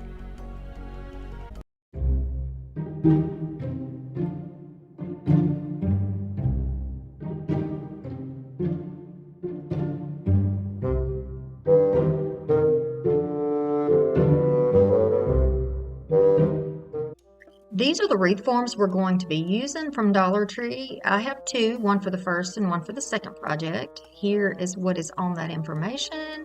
Surprisingly, it does not have a Halloween tag on it. Just to give you an idea, these are the sizes.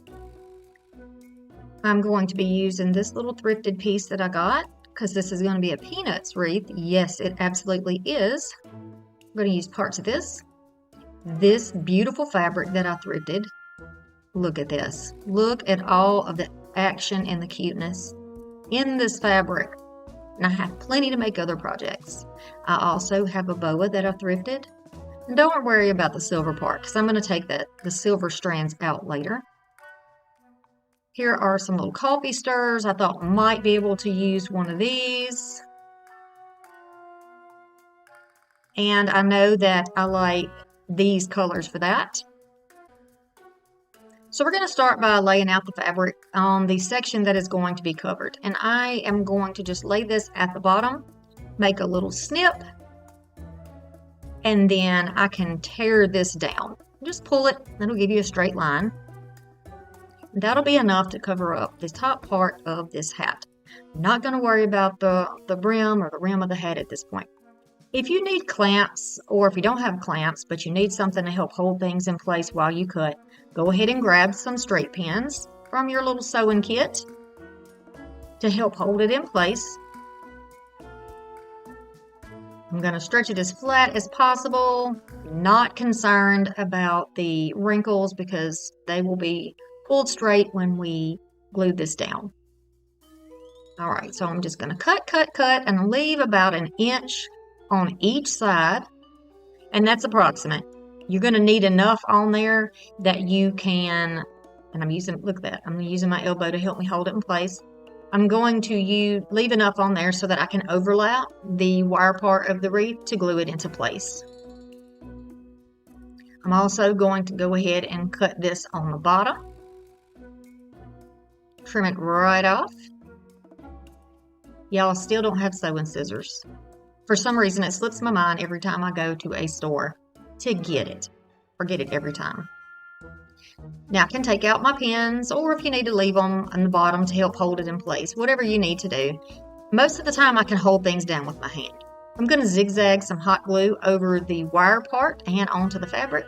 And then using my finger protectors, I'm going to just press that down and sort of seal it around my wire wreath. I love the size of these. I've done quite a few of the wreaths using these forms, and I find that for the price, you really can get a big bang for your buck if you are looking for saving money, because, you know, that's what we're trying to do right now in the world. We're trying to save our money and focus on putting it into things like, you know, healthcare and taking care of our bills and lunches for the kids' school and stuff like that. And we can save money however we can by crafting in our stash and, you know, just getting out some things that we already had and using those. All right, so then I'm going to flip this up and I'm going to press it down. This part is going to give me a little bit of a base once we put the boa down. So we have a little extra room to glue onto the fabric. That's why it goes down onto the brown. Okay, it's going to be covered, that section of it, with the boa. So I'm just going to trim my boa down. If you don't have a boa, you can definitely use that garlands, tinsel garland or whatever it's called at Dollar Tree that's got the skeletons and all that on it. Just choose whatever fabric you like and then get something that coordinates with it. You can even get fabric at the Dollar Tree that is Halloween themed. Now, whether or not it's big enough to fit on the frame, you're just going to have to check that out and see. You can also use an old shirt for this, an old dress, a pillowcase, you know, a pillow cover, whatever's going to fit. I'm going to use a little bit of a tie here, and this is just a pipe cleaner, and I cut it in half, and I'm going to twist it around. The color really doesn't matter because it's going to be inside, and the boa is going to fluff up around it. You won't be able to see it. You can also use a zip tie to hold yours down if you would like. I'm going to pull it across. I kind of push the feathers out of the way so that I am not squishing too much down. I don't want it to sag, so I want to be sure that it's going across and being held into place. The extra fabric down here is where you can add some glue and keep your boa or your tinsel or whatever from sagging. It just helps hold it on there because we're going to be adding some things. Now this is where I'm showing you that I'm kind of removing that out of there. If you buy the garland and maybe it's ghost and you don't want the ghost in there, just cut them out.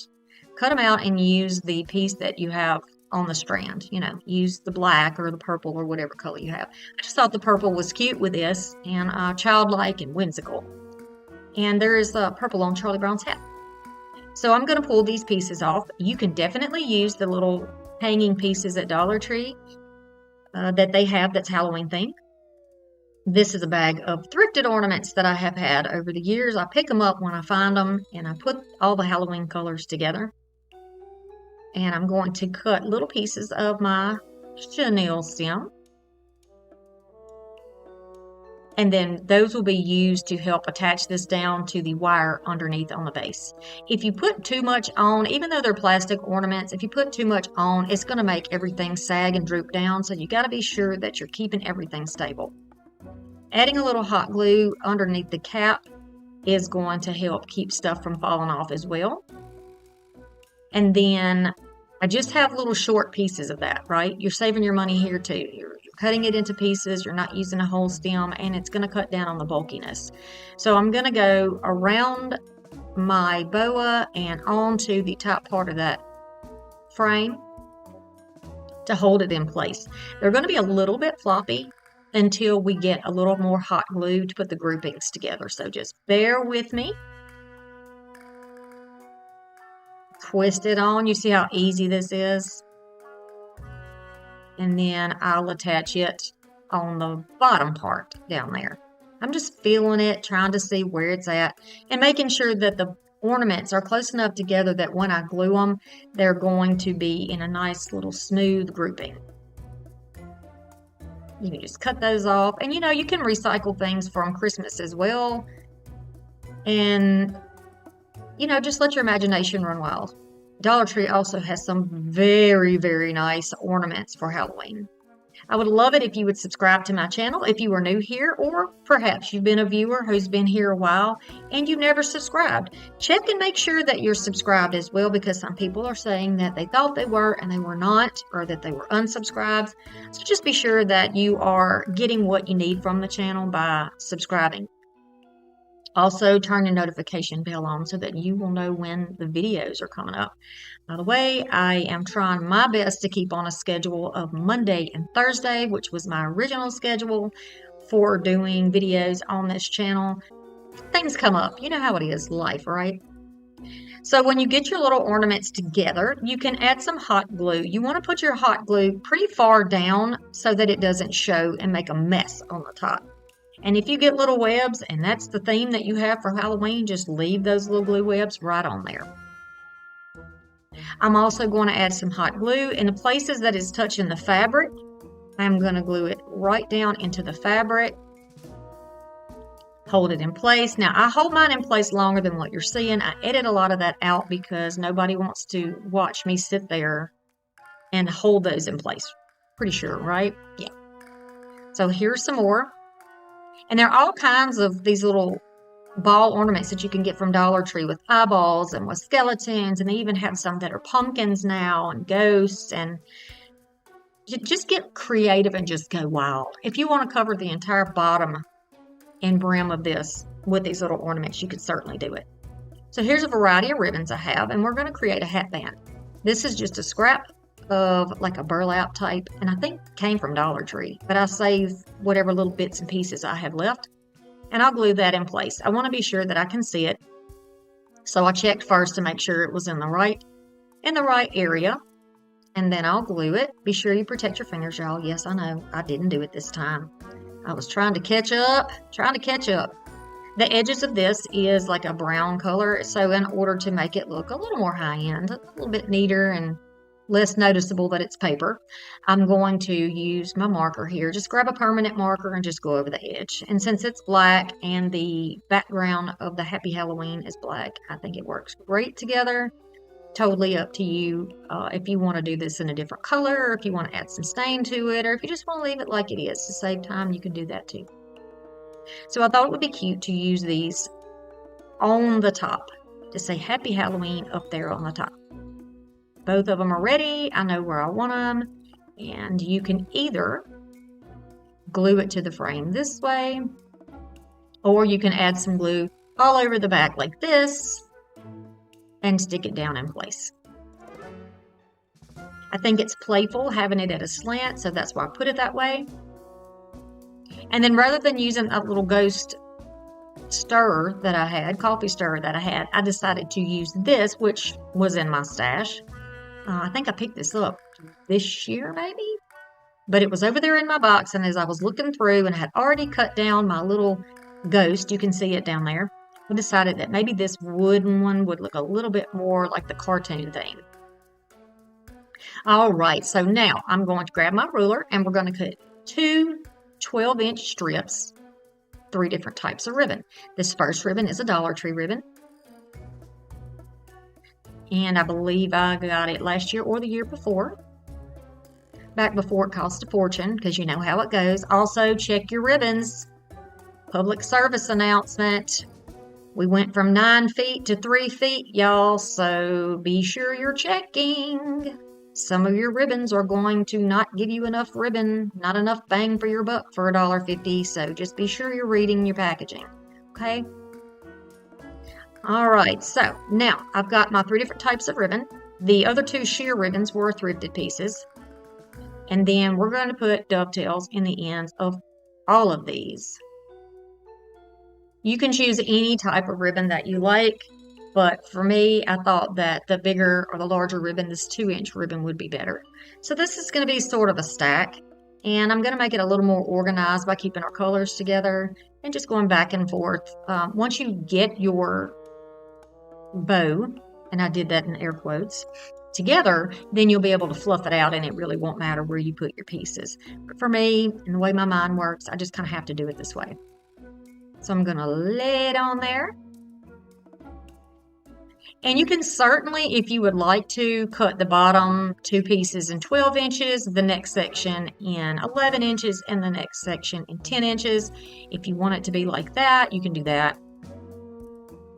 This is just a simple way to do it because I really want you to be able to start your crafting journey now if you have not already done it. Don't be intimidated by wreath making. It is so very simple, Take your time, make it your own. We're going to try to make it as affordable as possible and use some of the things that we already have. I'm going to tie it with some jute right around the middle. And then you can begin the process of sort of forming that bow and fluffing it out. The benefit of the ribbon is that the wire in the ribbon is that when you bend it and flex it like you see me doing, it's going to hold that form. If you use a fabric bow, it's just going to lay sort of flat. And that's not the look I'm going for on this playful, nostalgic childhood wreath. Flexing it out a little bit, pulling the pieces out in the direction that I like them. Y'all know me, if you've been here, I'm forever fluffing. They're pretty big. I mean, I think this is going to make a good impact on the door. Wait till you see it outside. Yeah, it looks so cute.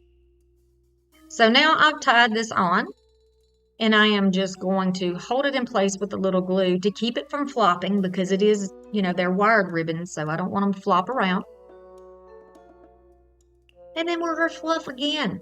I love seeing it take form and shape, and there's so many different ways you can do it.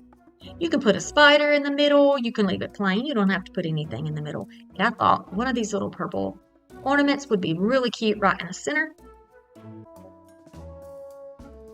Now, I've got some strays, and we're going to use that to put a little plume at the top of the hat. Oh my goodness. Oh my goodness. Why not? Is she not a fancy witch? I think she is. If this was the type of hat you could wear on your head, I would rock this thing on Halloween like nobody's business. I would Gen X the heck out of it and just run around like a silly person that I am. I'm going to add a little bit more. I'm going to build it up a little bit. One feather just wouldn't have done it, in my opinion. So we're going to bulk it up. We're going to add some of the ribbons that are, or some of these feathers, yes, that have some character. They're a little bit broken. They're a little bit fluffy. They're a little bit sideways. They're a little bit witchy. Look at that. And when the wind blows it, that is going to be so cute and eye-catching. Oh my goodness. So now how are we going to hang her? We're going to take a little piece of twist tie, or a little piece of pipe cleaner rather. Twist the end of it, makes kind of a little loop there. We're going to poke it behind that top rung of the wire wreath. Fold it up. You can add a little bit of hot glue there to hold it in place. Make sure everything from every angle is exactly how you would like it. Nothing worse than putting it on the door and then somebody pointing out an issue, right? No. Or you recognizing an issue after you have it on the door. So go ahead and give it a good once or twice over. Make sure everything is balanced and exactly how you like it.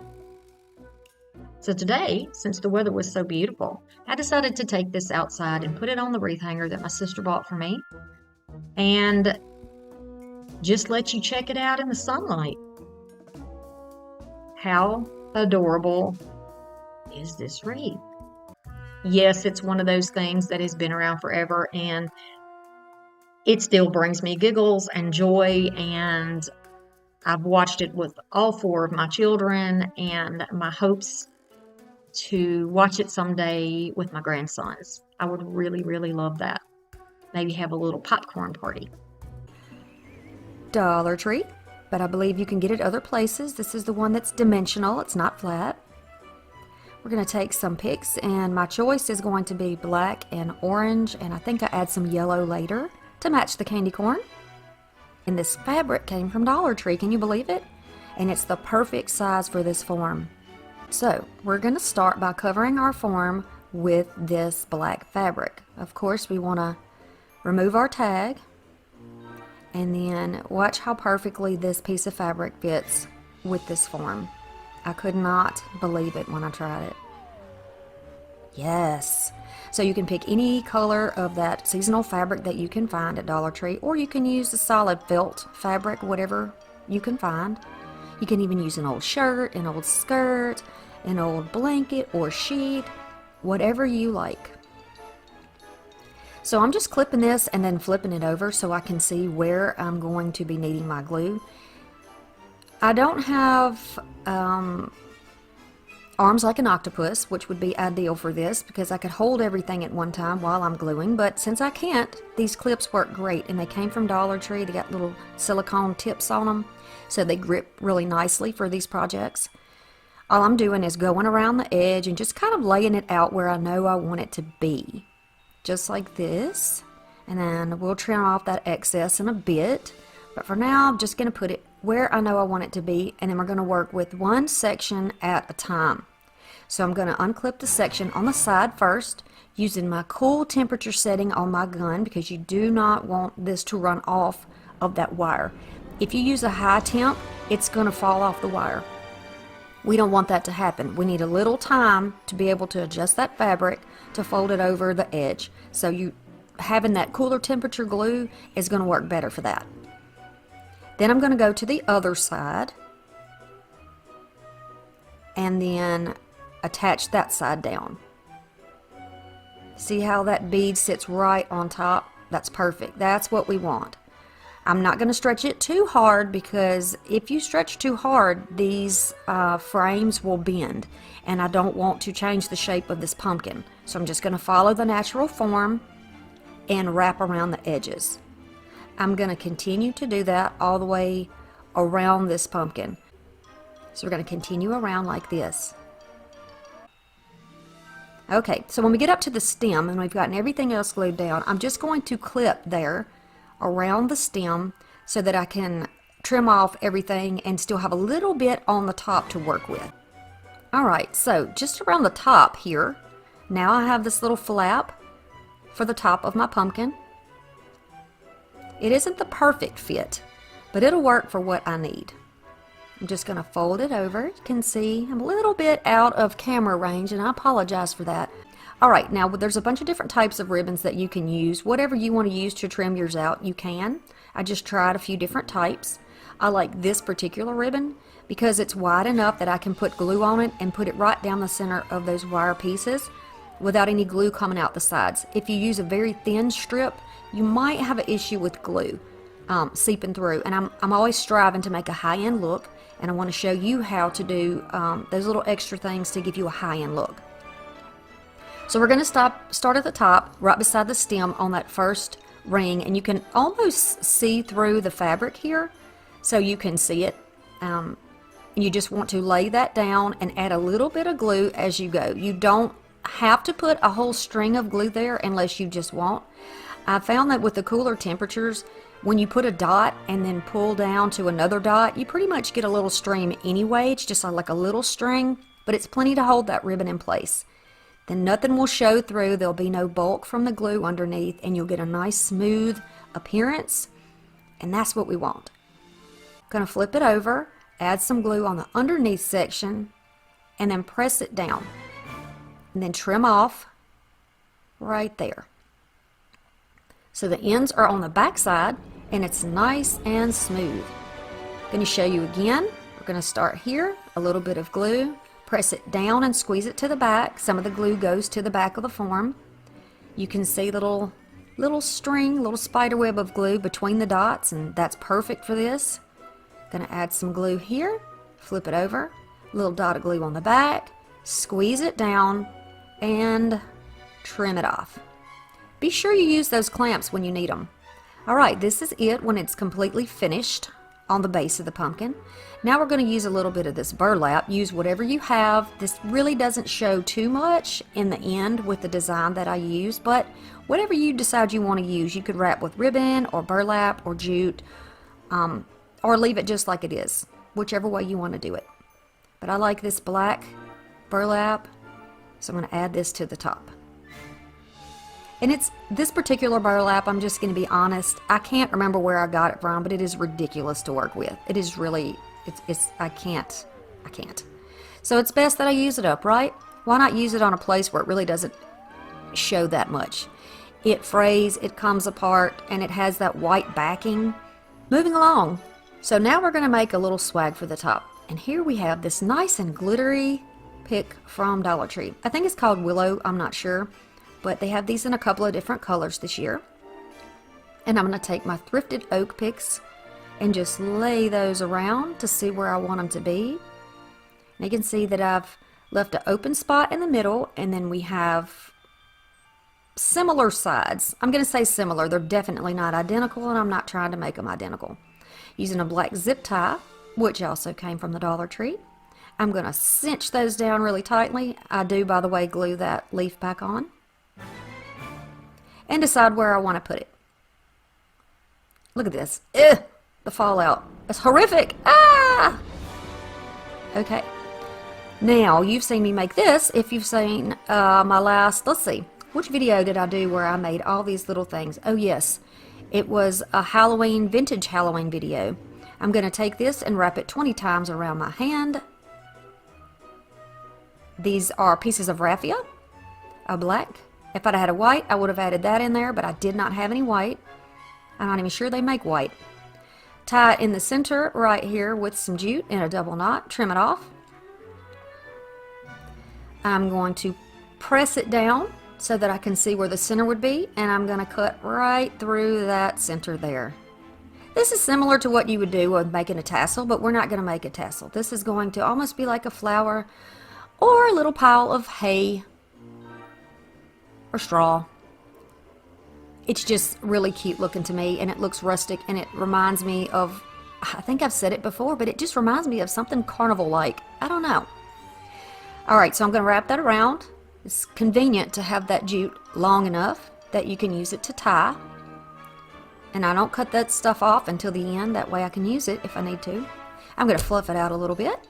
It's a nice little filler. I think it gives some great color there amongst all the black. Okay. Now I'm going to take this burlap leaf. I think this is a maple leaf. Really doesn't matter. It's orange and it looks good here. It's going to break up some of that black. I'm going to press it in with that long little wire piece on the back, and then just kind of fluff that other stuff over the top. I've got a variety of gold and yellow flowers here. I also have an orange flower that you'll see in a second. These two branches are thrifted and they are identical. So I'm going to pull the same branch off with the same little pick part off of each branch. Do you see what I'm saying? Yeah, they're identical. And I'm going to put one on each side. And then fluff it around a little bit to get it where I want it. I didn't have to use glue because this fits right down in the other stems from the other picks, which makes it great. But feel free, if you're going to hang it outside where it might get some wind and weather, that you would, you know, go ahead and use a little hot glue there. But I don't need it for that because it's going to be indoors. Look at this beautiful orange thrifted flower. Love it. Rather than shoving that down in that pick, which is already pretty tight, I'm just going to use a little hot glue on the back. And this is still my cool temp. I'm enjoying using the cool temp, actually. And then I'm going to put my flower right down in there. I'm just going to press it down for a minute until that glue has a chance to sit up. So now we have a beautiful floral spray for the top of our pumpkin. Love it. But we're not done yet. We're not done yet. Okay, so I'm going to take that jute, I'm going to wrap it around that wire frame and then tie it off. Just like that. Trim it down and then a little hot glue to keep that knot from slipping. Once it's cool, you can flip it over so you don't glue it to your table.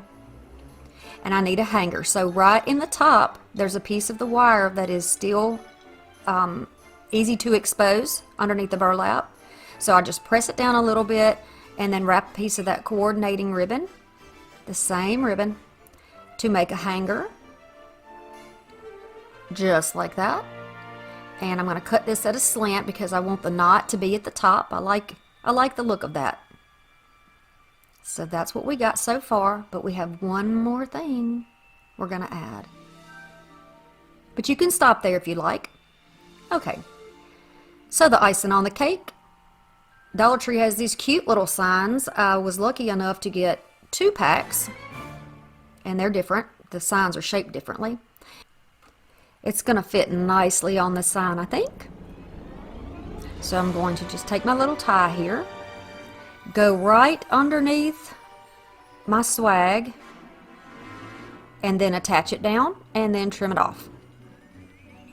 It's hanging from a wire, so you really could adjust that up to make it shorter or down to make it longer. But I love the look.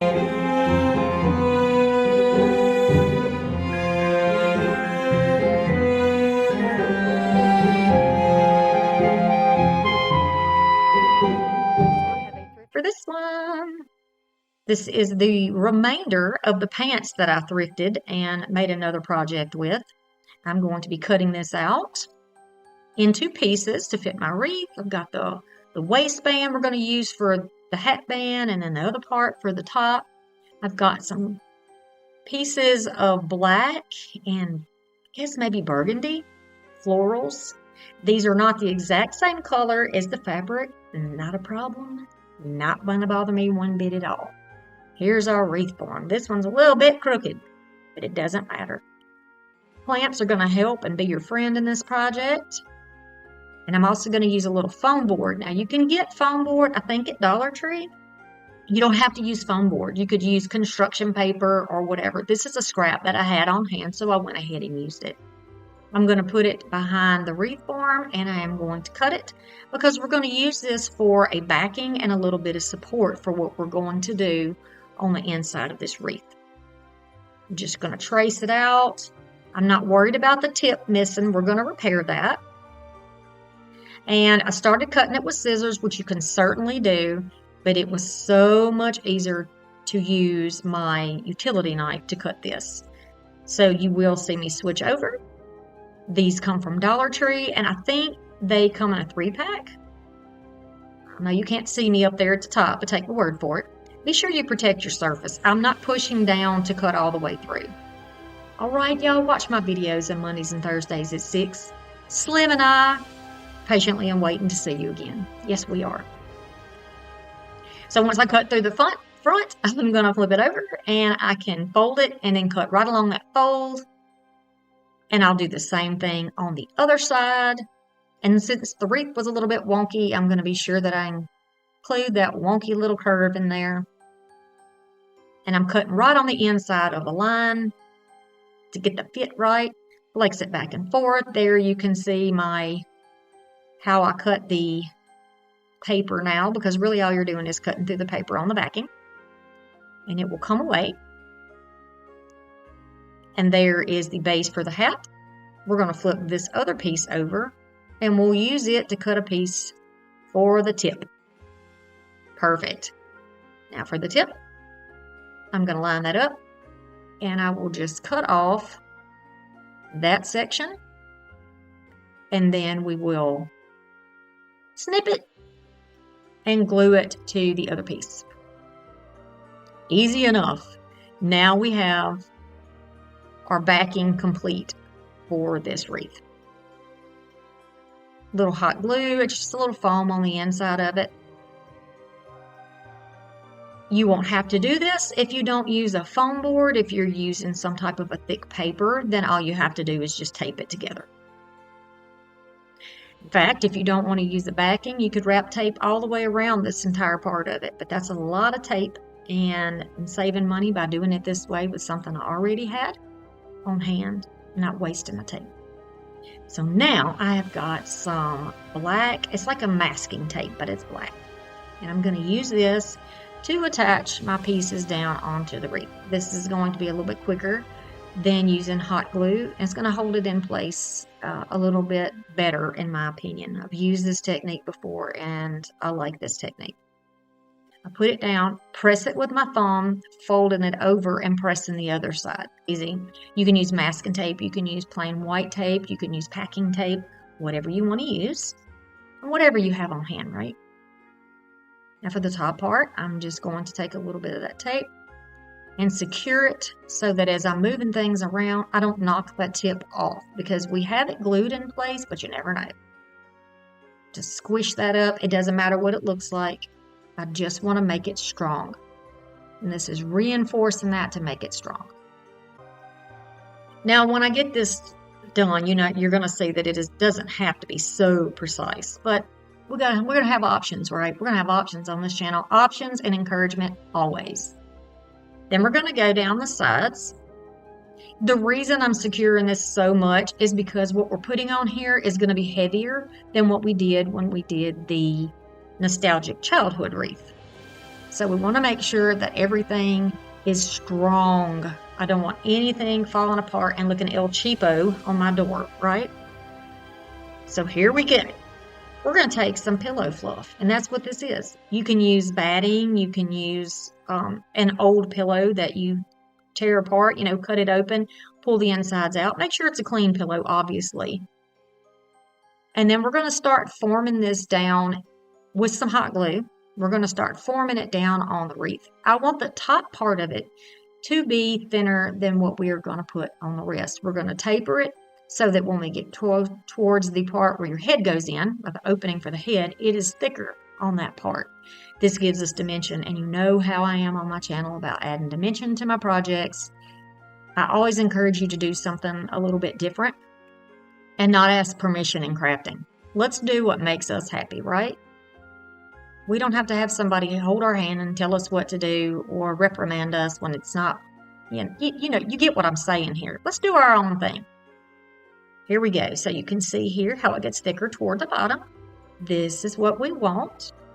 This is what I want. Let's put it that way. If you don't like it this way, you just certainly don't have to do it.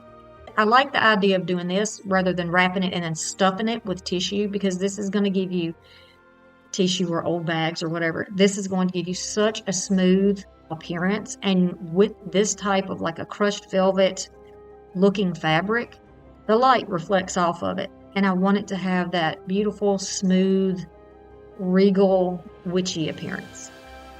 So here's that scrap I had, and I'm so glad that this scrap fit on here. I'm going to wrap it a little bit. And don't worry, I'm going to cover the tip of it as well. That's not going to be hanging out. Look at those dancing shoes. And as I'm doing this, I left this part in because I want you to see how I was thinking when I was doing it. I don't always leave these parts in the videos because it just seems like a kind of a waste of time for some people. They don't want to see all that. And so people, sometimes don't like that. But for those of you who are learning to craft, I want you to kind of understand the process, because I think if you understand the process, it's going to free you up a little bit more to be confident in what you're doing when you do your craft. Okay. If you don't want to do this part, you certainly don't have to.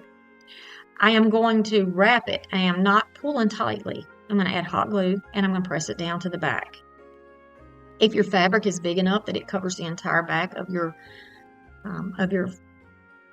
witch's hat, then that is great. I didn't have enough. I was using a scrap, so the back of mine is empty. I could always go in there later and paint that black if I wanted to.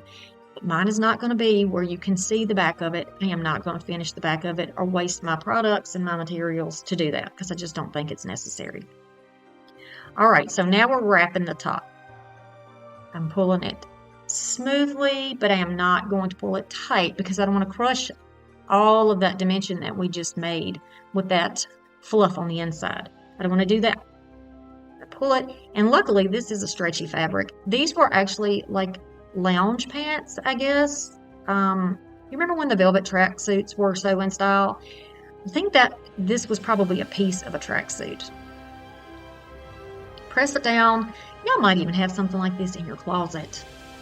It might be something like this in your aunt's closet, in mama's closet. Go see what you can find. Isn't this a beautiful color? After I've got it glued into place, I'm just going to cut off any excess that might poke out in the front and cause any extra weight on the form. It has a little bit of weight to it, but that's why we reinforced that wire frame. That's why we did it, right? All right, then we're going to pull it down. And then I've got a little spot here that is not going to be covered completely with this fabric, but you will never see it at the end of the project. So nobody fuss at me. You are not going to see it. And this could happen to you. And if it happens to you, I want you to know that there are ways to get around that, right? Wrapping this down. It's really important that you wrap the bottom of it because you don't want your batting or your stuffing to fall out. And I'll do this until all of that edge, the end pieces are tucked and filled in, so nothing gets away from us. When you're gluing something, you can always add clamps. I went back to Dollar Tree yesterday to find more of these clamps, and I cannot find them. But they are doing a big, like, redoing in the store. You know, they're redoing things and changing stuff and move. There were so many people in that store. I love the store though because I have found some good things there. But they had a lot of people in there working hard, hard, hard. So the waistband that I have left is going to make the perfect hat band. It is stretchy. It has some dimension in it. You're really not going to see it when we're done with the project. It is going to be perfect for what we're using. Also, for the brim, since I didn't have any more of the burgundy, I'm going to be using a scrap of black pants that I had. Yes, I absolutely am. You'll barely be able to see this either. Initially, I started by thinking, okay, well, I'll just wrap this with ribbon. No. This is so much better. And the fact that it's a little bit stretchy just makes it so much of an easier project for me to do. So now I'm deciding how am I going to wrap this where it's all the way to the edge and still covering up the entire brim of that brim. It's called brim, isn't it? I'm sure somebody will correct me. I'm going to wrap. And then I'm like, okay, yeah, this is definitely going to work. So I just flip the entire thing over. And I will work from the back, gluing it to itself and onto the wreath form. I know it's black and it's a bit hard to see, but I'm putting it on the wire. And then I'll bend it. And because it's stretchy, I don't have to clip anything. Make sure when you do this that you're not pulling too much, that there's a gap in the front. You don't want there to be a gap between the top of the hat and the brim of the hat. Flip this over, press it into place, and this will hold the top part of that brim in place with a beautiful black velvety looking material. And then I'm just going to start wrapping. This is the back. You're not going to see it. I'm just going to fold it over on itself, wrap, tuck, really easy. And you could also trim it off and just cover, leave enough on there just to do around the wire, to glue it to the wire. Or you can wrap it like this. And I like the idea of wrapping it. Again, it makes it a little bit thicker. It gives it a little more oomph. I'll cut off any excess. And then continue to fold and wrap onto itself. You're just tucking it in. It's going to go right onto the inside and it's not going to get in the way of anything, and it'll give you a nice clean finish on the back as well, if that sort of thing concerns you. Spare my hands by putting a clamp on there. So we're going to continue along and folding over and gluing it down. Now here, look what a cute brim that makes. I'm not going to glue the front part down because we're going to use that to tuck our florals in. I'm going to glue it. A lot of glue here. A lot of glue because that's thick. And then you can put clamps on them and let that dry completely because we might have to tug on this a little bit as we begin to add our florals. Put that glue in, press it into place. And then once, look at that, look. If you wanted to leave it like that, you totally could. Even with it being the burgundy on the top and the black on the bottom, cute as can be. Cute as can be.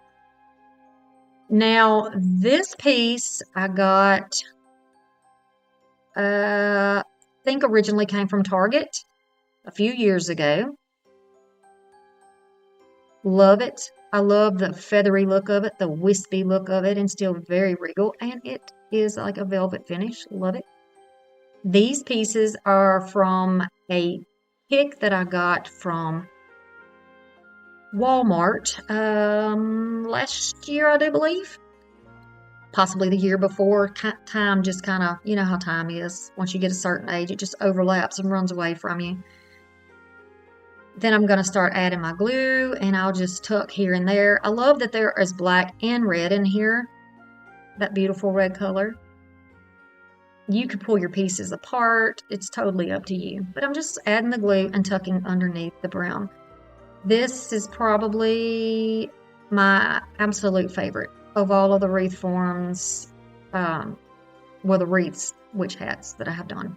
Absolutely Beautiful. I wish I would have had that black flower in that beautiful burgundy color, but I didn't. And like I said, I'm using what I have. Y'all don't, look, I can't tell you what to do, but please don't go spend $1.75 at your Dollar Tree for those little weak florals. When they were $1 or $1.25, I could understand, but please don't do that now. See what you can find on sale. Go to Walmart, get a huge pick that you can cut down. I just want you to save your money. I don't want you to have any reason to stop crafting. Okay. When I cut that plastic back off, I realized that it was probably going to make the flower fall apart. So I just added some hot glue and a little tiny piece of wire to hold them together. Because sometimes, that's what holds the flower petals together. Little trick for you. If you have some curled up leaves or flowers that you need to press, instead of pressing them, all you have to do is take your heat tool or your blow dryer, hold it in place, of course, without burning your fingers. Be careful. I'm holding my fingertips out of the way. Little blast of heat and you will get all the wrinkles out. Look at this. Look at it. Perfect. So now that we've got the picks together, I'm going to start adding my single pieces down. Now I'm adding the red here because I know my flower is black. And if I add the black on top of black, you'll probably never be able to see it unless you're up close. And I really want to be able to see that. Here we go with my dryer again. I'm going to straighten out one that I've already got on the wreath. It drives me nuts when they flip backwards. I don't want to see the plastic, right? Look at that. It works so well. So I'm just going to add these in here. And I think I add 4. And then we'll nestle that beautiful flower right down in the middle. And now you can see it a little bit better. No, I added 3. And then for the remainder of the brim, I decided to go ahead and pull those leaves on out. By the way, did you see how the hat band covered up the little crack that we had? The little gap? Totally covered it up. You can cover up just about anything with a leaf or a floral, can't you? Then I'll just add these on here or there where, I think I like them. I want to thank you at this point in the video for helping me get as far as I've gotten on my channel.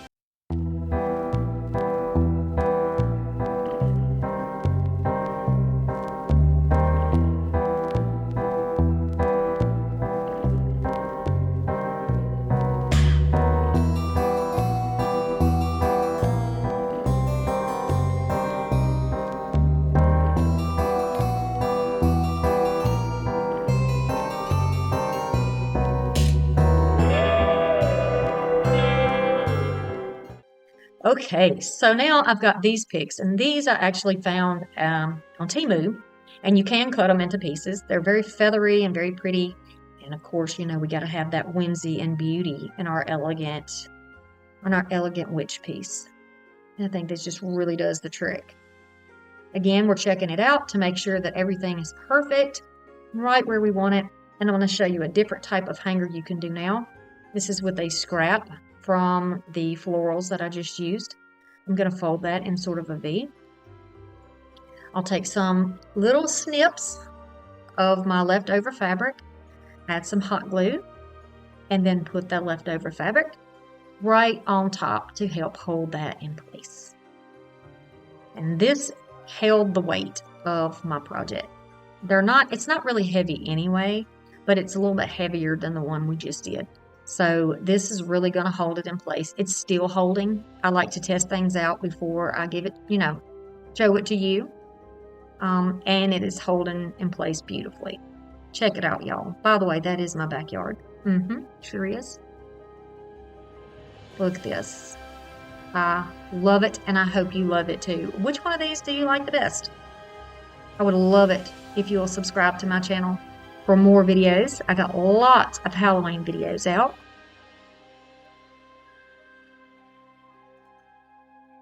All right. Now this is a thrifted hat that I have. It's either thrifted or I bought it in a, one of those discount stores, but I've had it a while. This is a chair cover from Dollar Tree, a wreath form from Dollar Tree, and this is the 18-inch wreath form. I am going to go down the side, and right on the side of these chair covers, it's perforated. So you can cut right on top of the perforation. When you do that, you should be able to easily peel this apart. And then I think I had to cut across the top of it as well, but it makes it very easy to do. Yep, I opened it up and now I'm cutting across the top. Simple. And now we have two pieces. So now we can use the other pumpkin for something else. Or if you have two doors, you could do two of these wreaths. How about that? Look how beautifully that print fits behind that 18-inch wreath. Oh my goodness, I was so excited. I'm going to take my scissors and go around here, making sure that I have an excess that I can fold over and glue down, because we need to attach this to our frame. And it is like a papery, plasticky type, kind of hard to explain material that this is. If you have these chair covers, then you probably know what I mean when I say that. It's almost like it has some sort of a lining on it to make it stronger or more durable, but I don't know that it really does the trick. But it's going to work for this project. Okay, so now we have plenty extra fabric on there to flip it over. I'm going to take my glue gun and I'll go down and across. Do you see the process here? I'm making a T. And I'm starting at the bottom. Going to fold that right up and press that down into that hot glue. If you get hot glue all over your print, you're going to see lines and bubbles and tracks all over your print. So the idea for me was to keep this as clean as possible by adding the glue in areas that you're not necessarily going to see it. I'm not pulling tight enough to bend the wreath form, but I'm pulling it enough that I am getting the wrinkles out of the face that is on the front. I wouldn't dare try to heat that up or iron it, because it just looks to me like it would immediately melt, catch flame, and we don't want that. We don't want that. I don't want anybody getting hurt. But you get the idea. And I'm kind of like north, south, east, west, up, down, side to side, and then we'll start moving in, a different direction.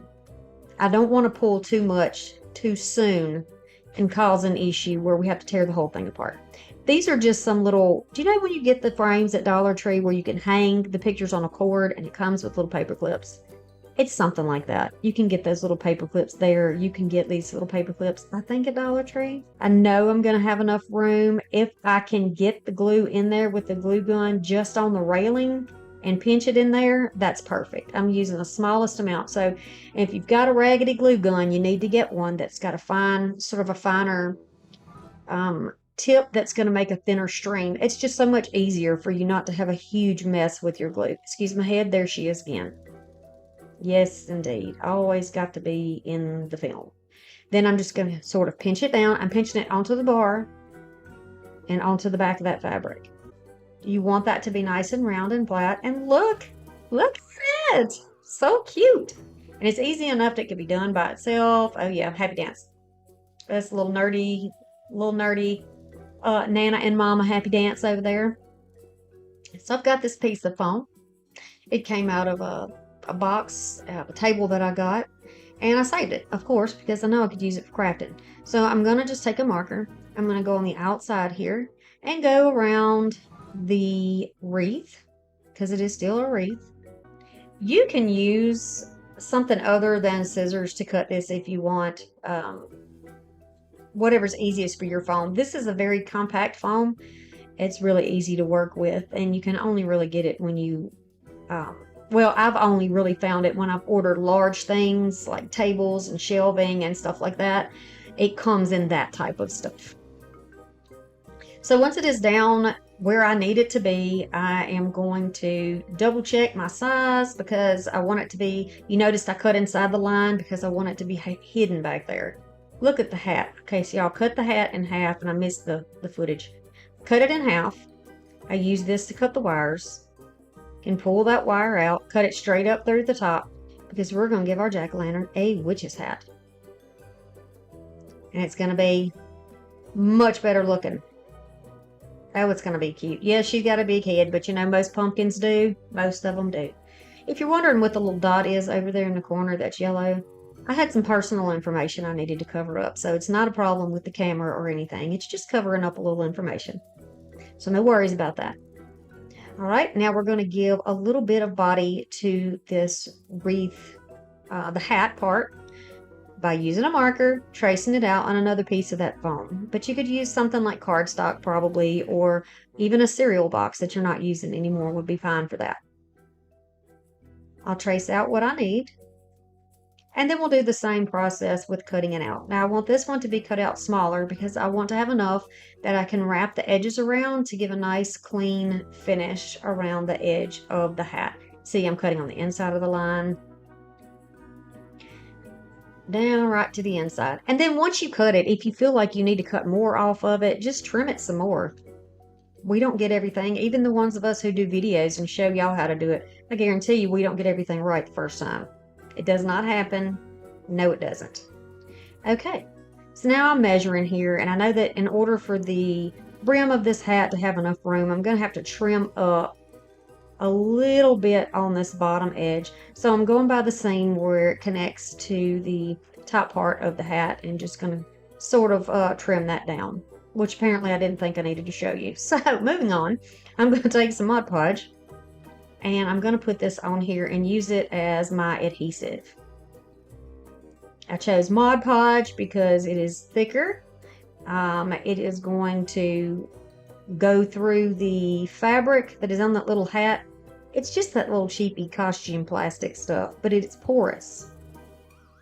Weird, I know. But you can actually press down on it and it comes out to be, you can see how it's going through it and coming on the outside, which is a good thing, which is what I needed it to do because I want it to become one with the backing. I don't mind the wrinkles. I like the wrinkles. Some of them are more than welcome to stay in there. The idea of me doing this is pressing it down into the Mod Podge. Then I'm going to grab my brush and go right over the top of that, leaving some of those wrinkles in, pushing some of those wrinkles out, just making sure that there's not a wrinkle that's going to cause a problem with it, drying or whatever. So here it is, dry. I just left it overnight. You can still see a little bit of a film or a haze on it. I had pulled the wire out of the bottom to be able to do this part. I'm going to trim a little bit, my little scragglies that I have there, because I want to be able to fold that over, make it nice and clean. I hope I'm doing this and expressing it in a way that you can understand it, because it is no man's land. It's a territory I haven't been in on this project. Something new I was trying that I was so excited to share with you. So hang in there, y'all. I promise I'm going to help you. I'm going to hold your hand and you're going to get this. Now I'm just going to take a little bit of the black paint, this ink, chalk paint because it dries fast and it gives you good coverage. You know what? I did not fold that over and tuck it down. I put it on my board and trimmed it off. That's what I did. I used my utility razor and trimmed it down. Yep, that's what I did. Now to attach the backing on here. I just don't want to be able to see through it. I don't want to be able to see the wreath through it, right? The wreath form. And putting this backing on it is going to help it. It's going to help it a lot. Plus it's going to beef it up a little bit, make it a little more rich looking. So I'm using my Quick Thick, just as this tight bond. It gives me a little more time and a good hold. So I'm just going to quickly dot in a little bit of hot glue here and there just to help hold it in place, just until everything is set up and dry. Remember, this is a new process for me, so you're seeing me experience it for the first time, so you're experiencing it for the first time with me. Yeah, because I want to try something different. As crafters, we need to, or all of our things look exactly the same as everybody else's. Do you want that? Is that what you're looking for? Some people do, and that's totally fine. But I like to do things a little different around here. I sure do. I'm just using some clamps to help hold this in place. These clamps I got at Ollie's, believe it or not, but you can get clamps similar to this at Dollar Tree. Starts to slide a little bit. I'm going to back it up and make sure that the footing of that clamp is actually sitting on the rail so that it's not squishing down into the foam. The gap that is made or that goes around the outside is just like caulking around a bathtub. That's what I'm going to do with the hot glue at this point. Making sure that that glue does not go on the other side where you can see it. It is simply a bridge between the front and the back. Okay? I'm going to let that dry. And then we're going to clean up and address the edges here. I want to give it some dimension because that's what it's all about. That's the name of the game here, dimension. I'm going to grab some more of that same ink black chalk paint. I'm telling you, I use this stuff a lot, especially Halloween. And I'm going to put down an edge. I'm going to put down an edge here to give it like a border or some shadow. And then I'll go over it, the backing part, and I will color that part of it black as well. If you want to color the entire back of your disc that we have going here in this wreath, if you want to cover the whole thing black, you can do that, or you can just use something black to do it. Totally on you what you do. Just using this big fat foam brush. You can make polka dots and things like that with it, but I also like to use it when I need a lot and a good smooth line. Now this isn't a perfect line because this is a shadow, so it's not going to be perfect. And that's when I was like, you know what, I can just get both of it at the same time, and started doing my sides and the bottom as I was going along. So I give you these tips to help you, and I really hope that they do help you. Now I'm playing with the antiquing wax because, you know. And I have a straight brush here, and I'm just going to gently start adding some ribs to the pumpkin for my own sanity. Totally don't have to have ribs at all. Just make it how you like it. And I like to start going light, and then if I want to build it up, I will build up between allowing those layers to dry. Or, you know, sometimes when you put another layer of wax on top and it's still wet, it's just going to pick that wax back up. So you want to be sure that you let it dry. I didn't want the harshness of black paint, and so that's why I didn't go ahead and use black in this situation. So I went over it, I let it dry, and now I'm just going to go over and make it a little more heavy-handed in the areas that I feel like it needs to be. I'm going to get it though. You know me. I can't call myself a DIYer and a crafter if I can't craft up a solution. So I am going to fix it. I'm going to add a little bit of both glues here. And we're going to pop this hat down on top of its head. And then we can start working on the hat itself to get it to where it is looking like an Indeed Witch's hat again. I want to be sure that I'm overlapping, but I don't want the eyes to totally disappear. And you'll see them better once I'm able to get that brim lifted up a little bit. And then I'm going to fold up on the side where I cut the little dimples. I'm going to fold up and use a little hot glue. Put a little bit of body back in here. All right, and then switching over, it's going to be the same way on this side. I'm just going to tuck it there in the corner, add a little bit, and then fold it and tuck it back onto itself. I'm going to wrap the back corner around with a little bit of glue. Okay, and then put that down in there.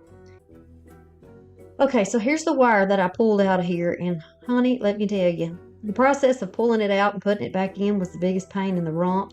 This was a heavy-duty wire, and it did not want to make any time for any of my foolishness. Do you hear me? None. So here we are. Once I get it back in there, I edited out all the bad words. And I'm folding it over, kind of making a little hook so that it will sit in the back and I can poke it down into the foam. We're going to use that to our advantage. I poked it into the back. It went right on through the foam.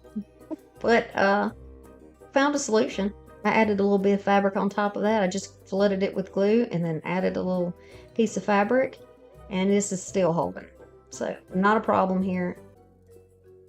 Okay, now she's starting to look witchy. It's starting to take the shape, y'all.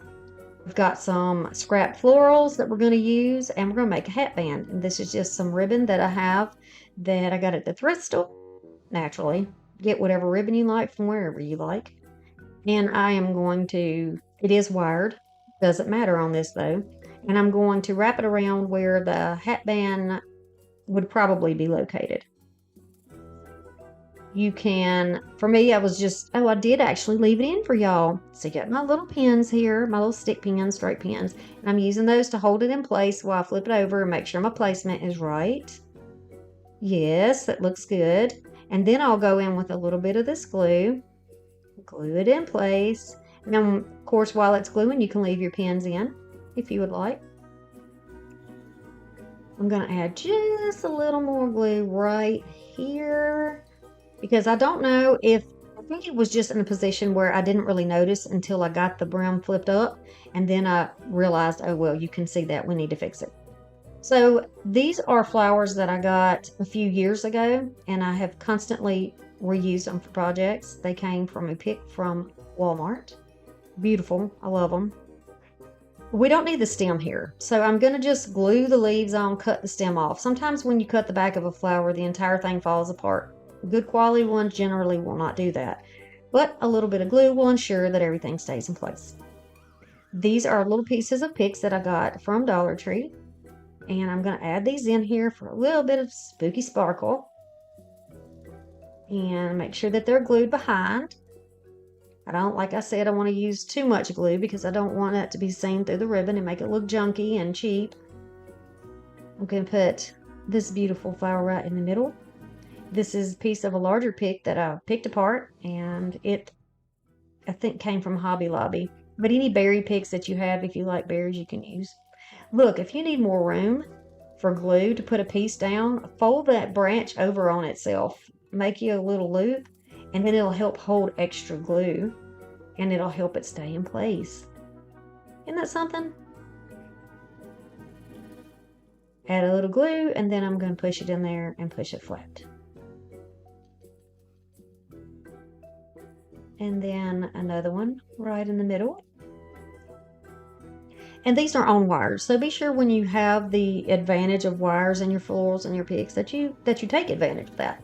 That you go ahead and move those apart and give them some life and give them something other than flatness. We want to give it some body, right? Some interest when people look at our projects. We want to be interested when we look at our projects.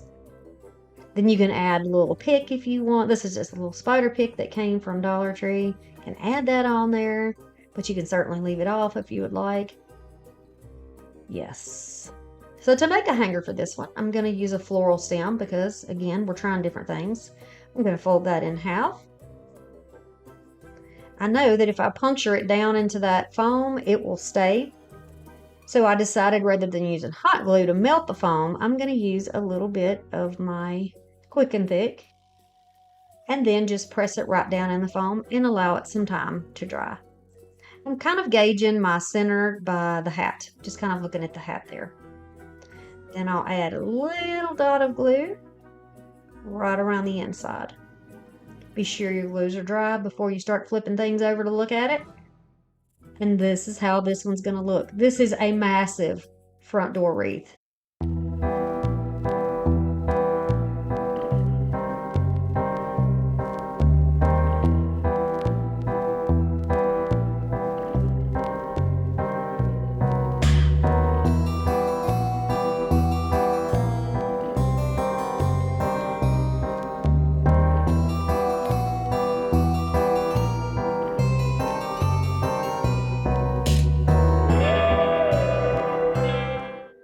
Okay, so this is from TEMU. This is a little metal sign. This is a contribution that I'm making for all my thick-thighed sisters, because I know I sure am. Here's the information. I am going to recycle a wreath. This is like a viney type wreath, but you can use any type of wreath that you like that is going to be the size you want. This flower has very similar colors, so I'm going to use it. And then this is some greenery I got on clearance last year at Joann.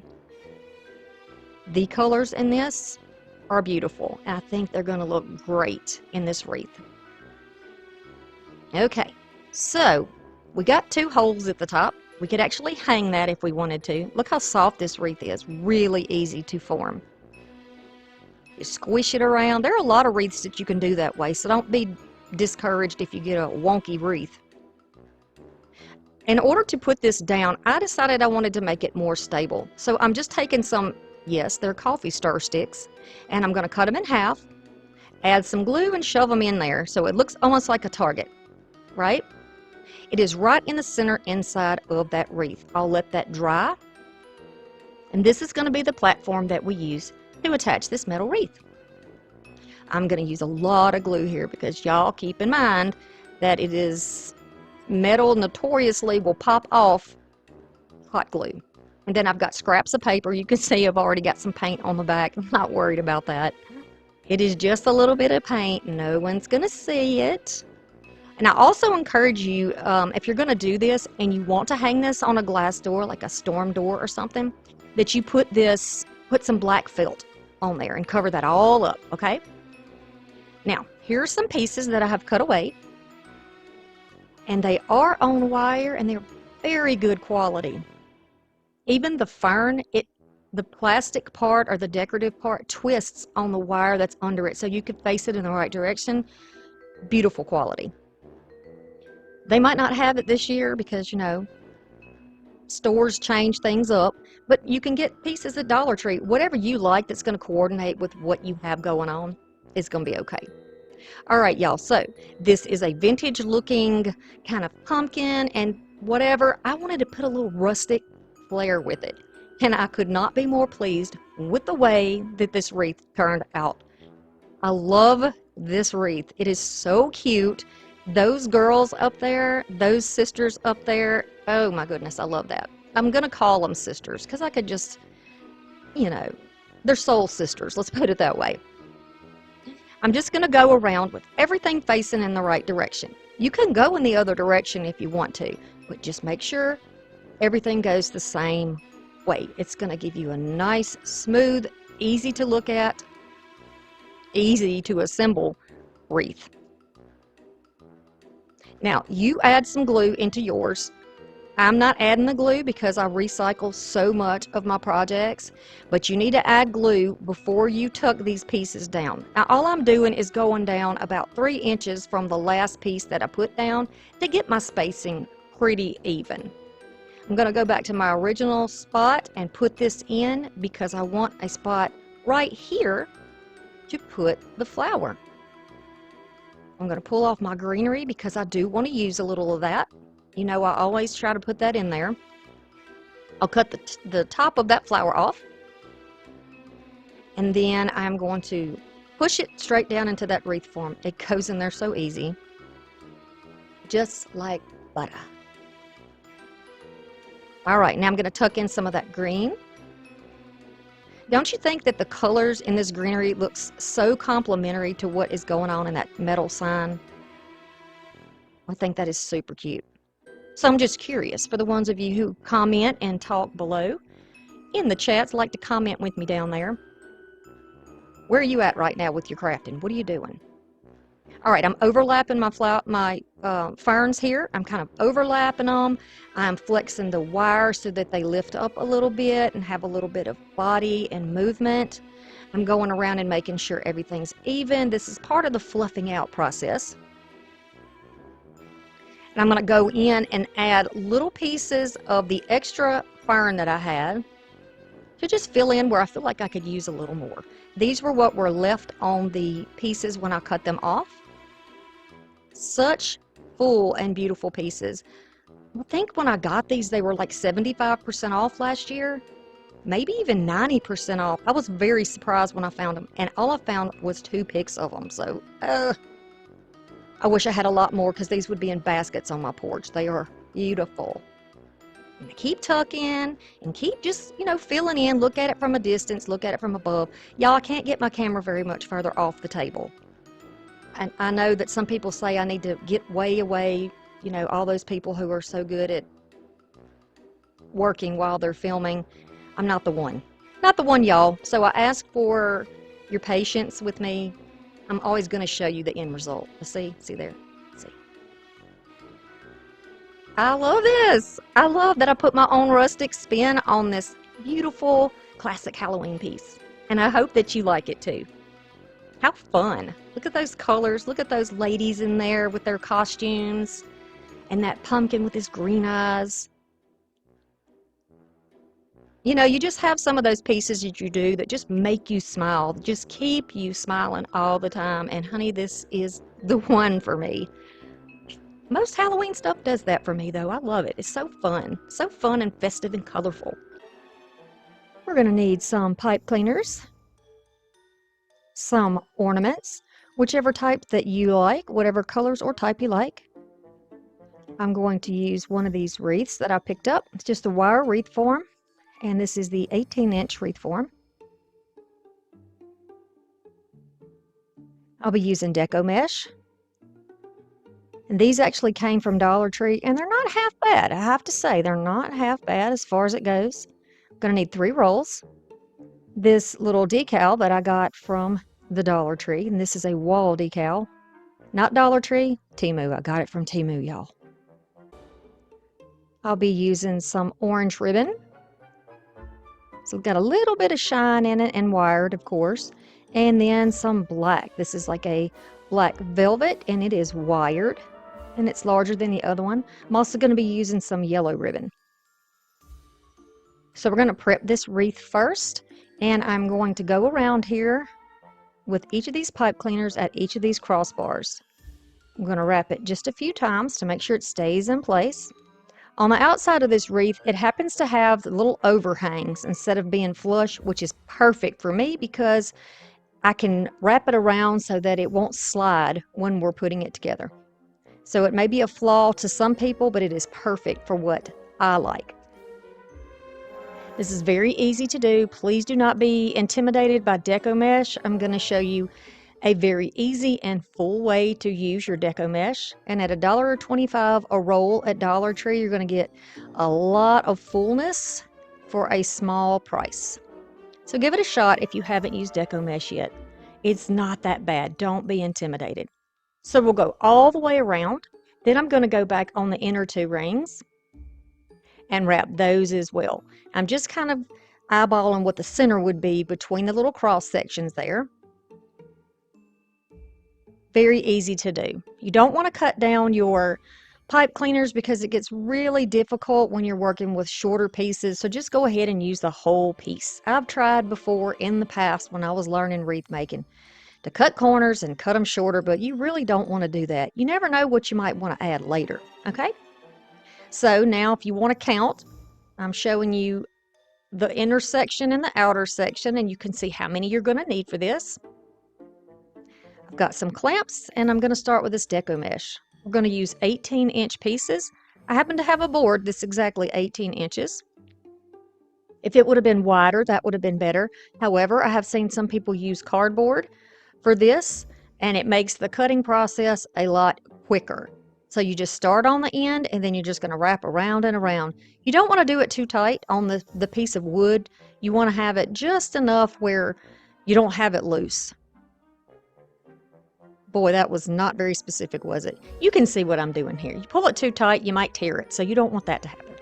I'm going to go around and around until I'm all the way at the end of the roll, and you can see where it stops. I'll cut that off to get it out of my way. You can save that little spool for other projects if you would like, or you can throw it away or recycle, whatever. Then I'm going to go on the inside. I'm putting my hand in there on top of that board to hold it in place, to get my scissors in the right position, and then I'm just going to cut that right across, turn it around, and then I'll cut the other side. And this will give us 18-inch pieces to use on our wreath. And you can go ahead and do them all at one time to make it, easier for you if you want to. All right, so now we're going to make cruffles, or they're also referred to as woodland ruffles. I'm going to just use my scissors to hold it in place and show you. We're going to make just a couple of rolls and then walk your fingers up to the other side. I'm going to do mine with my hand, just roll it again on this side. And I have really small hands, but I can do this, y'all. So you can too, but I'm going to show you another way to do it in case you didn't get that, okay?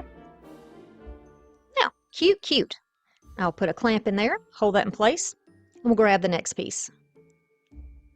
We'll put that one down, put the scissors on there, lightly rolling it. We don't want to get it too tight because the bigger you roll it or the larger you allow your rolls, the fluffier it's going to be. Roll a little bit here, and by rolling the ends like this and then walking your fingers toward the other roll, it's going to grab all those little snag pieces that might be in there if you're not using a very good quality deco mesh, and you'll have nice clean edges. Sometimes you'll still get a couple of little pieces that stick out, and you can just clip those off with your scissors. If you've learned something in this video yet, if you're interested in anything that I do on my channel, I would love it if you would subscribe and be a part of our crafting family. Okay, so now I'm just gonna do this next one. And we're gonna use 2 at a time for these, okay? It's gonna take 2 of these. So I'm gonna take one out of the clip. I'm gonna grab another one, take that one out of the clip, making sure the rolled sides are upward. And put those together in an X right across the other one, just like that. You see how fluffy and pretty that bow is? You start wherever you would like on your wreath. You could start on the outside or the inside. I'm going to do this in a clockwise motion. I'm just going to get that twisted down to the wreath. Nice and full. Then we'll continue along and make the rest of them, or go ahead and do one at a time. You can see how I'm handling the clips while I'm doing this. Very pretty little ruffly bow situation. And so I went from the out, now we'll go to the in, and then the out, in and out, in and out, all the way around this wreath. This makes it easy, and it makes it where one layer is overlapping the other, and it seems to cover up most of the wire that is on the wreath. I hope that makes sense. So you want to continue around and finish that. Then I need to put this kitty cat on something. So I'm just going to put her on a piece of, this is like a piece of, it's not craft paper, like cardboard paper or like a poster board, but it's a smaller piece. Now I dropped mine down a little too soon, so I didn't get it in the right spot, and you just cannot pull it up when you put it on paper like this. So that's one thing, if you drop it, you just drop it. But don't worry, because I'm going to have a huge wrinkle in mine, but we're going to roll with it, all right? I encourage you to do the same thing. We shouldn't be too hard on ourselves, right? See, the hat is extended over the top, the little thing on the side, it is not centered. You will not know this at the end, though, I assure you. So I used my ruler to kind of just initially get it flattened out and get as many possible wrinkles or rolls out of it as I could.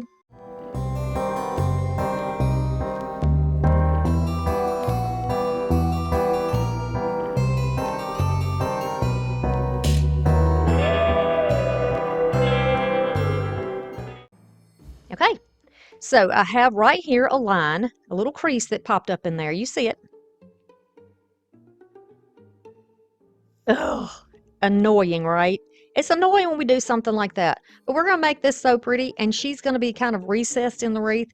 You're barely going to notice this. And if you're doing it for yourself, it doesn't matter, right? I'm just going to leave it like that. I'm not going to scrap my whole project.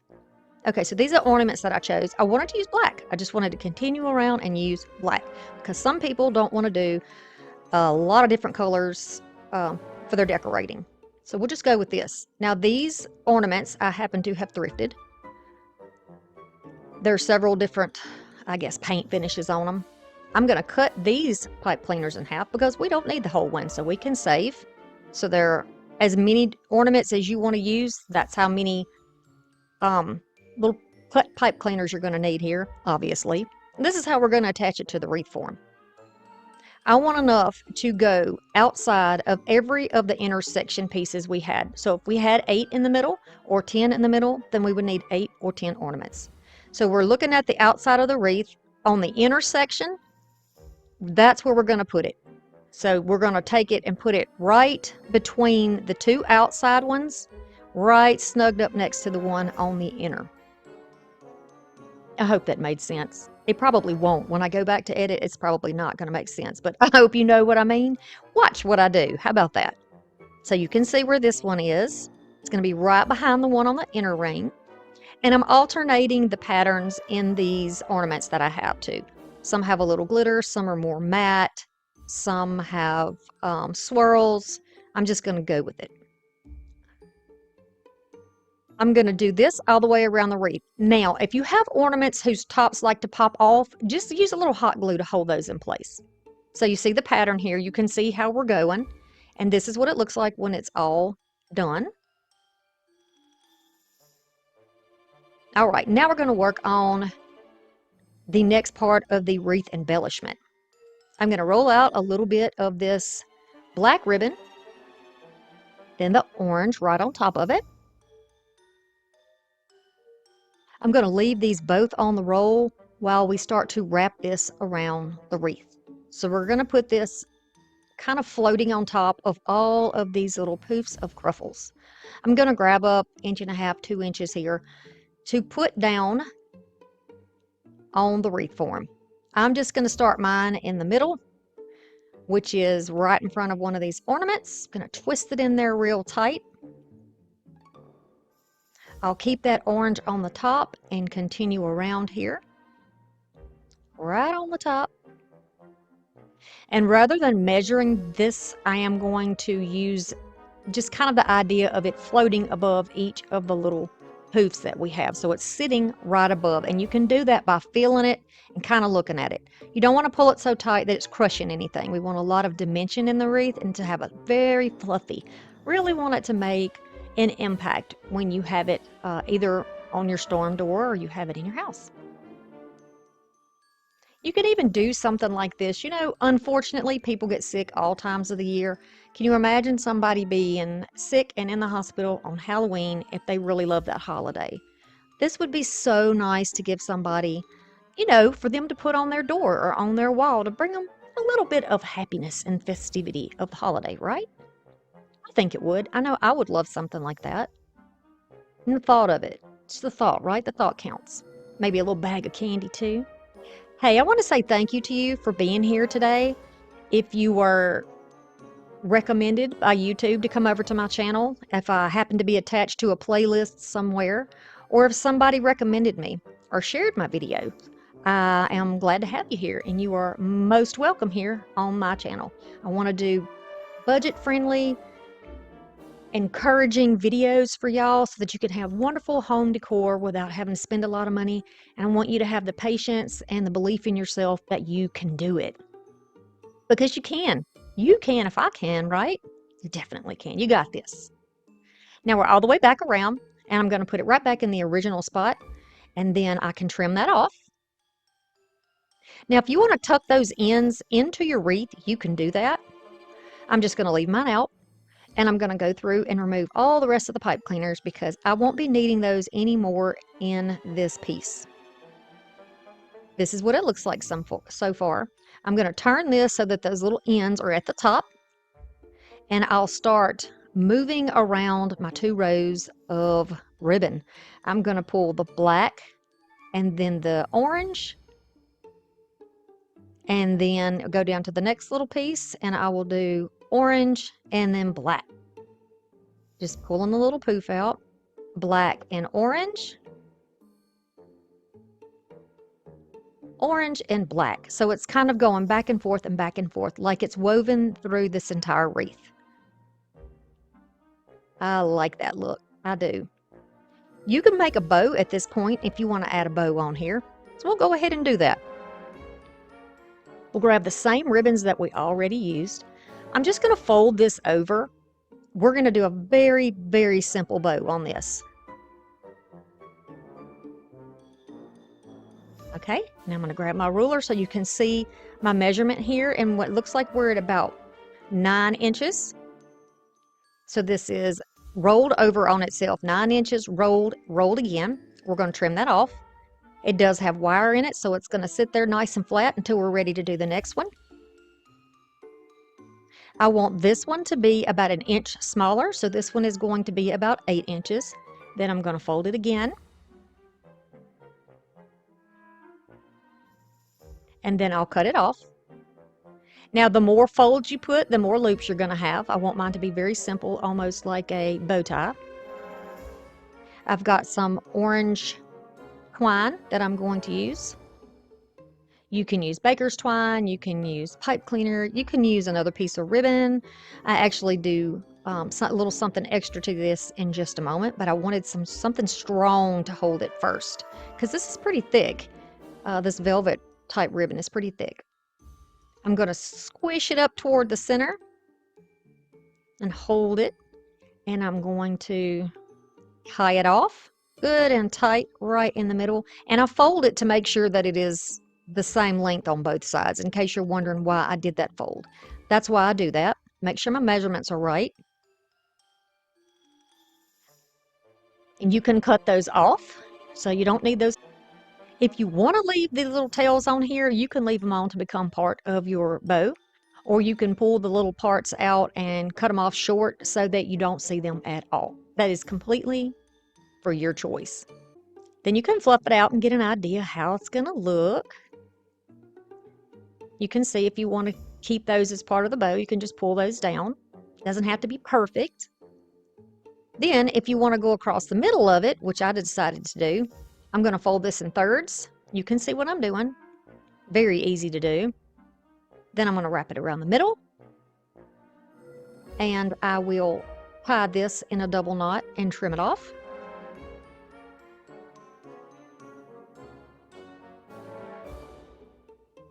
Easy peasy. And I do like that. So then, since I already have one knot, I'll go ahead and tie the other knot in it. Make sure it stays that way. Do like this. I think it's going to be cute with this type of wreath. And you got a lot of options of where you can put the bow on your wreath as well. So here's our kitty on that paper, and we need to decide if we want to leave her just like this in the back. I would like the idea of kind of blending those edges out on that white paper so that you don't see it when you put it up against that wreath. The white you can see a little bit through that mesh, and I don't want that. So I'm just going to use the black here. Now you don't want to start off putting it on black cardstock because it's going to make the lightness that's in the hat and in the little kitty's face, all those little finer details will be completely, they'll disappear into the black. So you don't want that to happen, but putting it on the white paper and just kind of going over the outside, making like a cameo and kind of blending it out, then you'll still see the crispness of the color on the cat. And we want to maintain that, right? This little cat is a beauty. She's so cute. Look at her little hat with the bow on it, just precious. Okay, so I'm rounding out the edges here. And because I didn't get it exactly centered, you know, it looks a little different on the other side. You're not going to see it once it's in the wreath, so we won't dwell. We're not going to dwell, are we? Now you can bring the color toward the inside a little bit with that brush if you want to, without adding any extra to the foam brush. And then just taking a dry, like a little stencil brush, I'm just going back over everything and kind of, you know, tapping it around to make sure everything's got a nice little silhouette. I'm going to put this on top of a piece of cardboard to really help me get it attached to the wreath. And it works great. So you use any technique you want to use, but this worked for me. So I wanted to share it with you because we want to learn all kinds of different ways to do things, right? You never know what kind of distress you might run into when you're crafting. Okay, so she's all glued down. We're going to flip that wreath over, keeping our top toward the top. And then if you lay this down on here, of course you want your paint to be dry. You can take some wire, like I'm using some floral wire, and I'm just going to cut 4 pieces, and this will be one for each corner of that cardboard there. Cut it and cut it. And I'm going to poke it through and then go on the outer ring of that wreath. Just grab it and then just twist it around. You don't want to pull it, make it snug, but don't pull it too tight because you could tear your cardboard. It's just cardboard, right? Do the same thing here.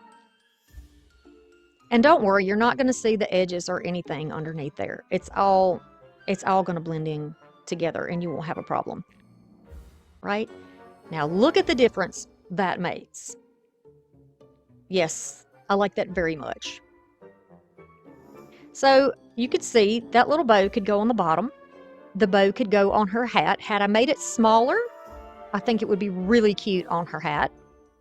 But it's just way too big like that.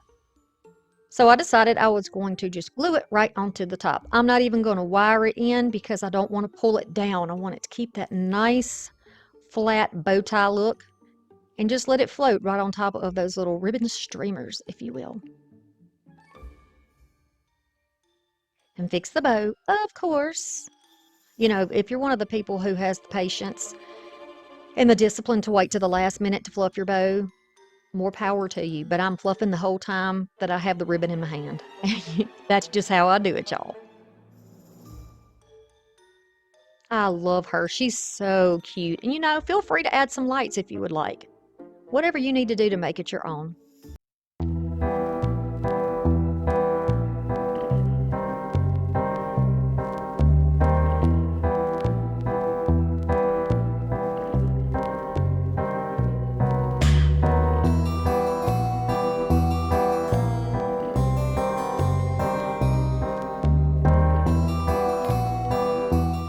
Over in the little garden section, I'm going to take some green mesh, some purple mesh. This I got when I was thrifting. And it's just one of those faces you put on a pumpkin, and then you can put the light behind it. But I saw it and I thought, no, I know what I'm going to do with her. If you can't find one of these, grab a Halloween mask. Then I have an orange tree that I thrifted, but you can use the white trees from Dollar Tree. If you have the black trees that that Dollar Tree puts out at Halloween, those would work as well. But I love the orange in this because this is probably one of the most playful wreaths that I've ever done. And I love the way that the orange looks with that purple and green. It's just so, I say it again, fun. It's just fun, y'all. It's fun. And this ends up being about 24 inches probably. So here's that plastic witch's face. I got my mesh. And I'm going to do the mesh part first because the witch, I know she's going to be in there somewhere.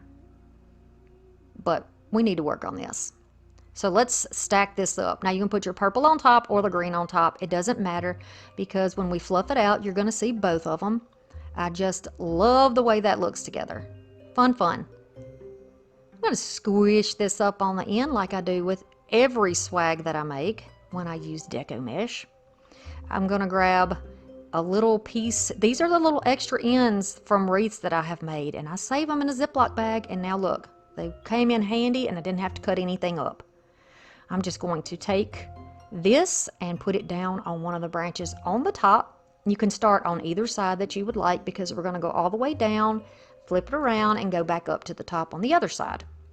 I'm going to go about halfway up the branch because if I put it close to the inside, I'm not going to get a very controllable poof. And I want my poofs to be controllable. We want to be able to manipulate them, right? So I'm going to squeeze down about 10 inches. Grab another one of those little ties. Twist that around there, and then we'll use that to attach it to the next section. You don't want them to lay down flat, you want to push it up, so I'm going to go up to about, this is probably 6 inches, the distance from the last tie. And I'm going to twist that on and then press that branch back down. This is a very easy process. You can twist on the branches themselves if you want to, but sometimes it will shrink down the look of your, the size or the width of your wreath. And I like for my wreaths and my swags to be kind of, you know, substantial. So again, 10 inches. I'm going to take my little tie here and twist it around so nothing comes out. Then I'll go down about another 6 inches. Grab one of those branches, about halfway up one of those branches, and twist that one on. And then push the branch back down. Easy process here, see? And they're going toward the outside of the wreath, and that's the idea. We're going to have a third row in the middle, so you don't have to worry about it not covering the middle. You'll see what we do here in just a moment.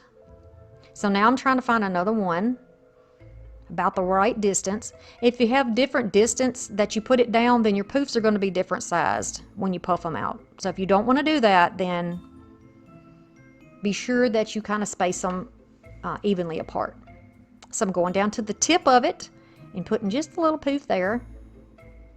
Okay, we're going to spin it around and do the same process all the way back up to the top. Once you get to the top, I'm going to grab a section, twist it down, and then I'm going to pull toward the center. Now we're going to work in the center.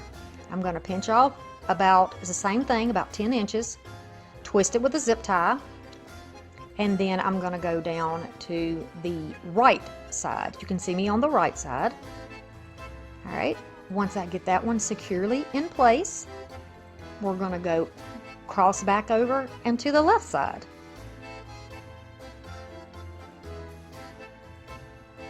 Same thing, we want the little poofs to be about the same size and the same distance. And then we're going to go around again, back over to the right, twist it, and put that down.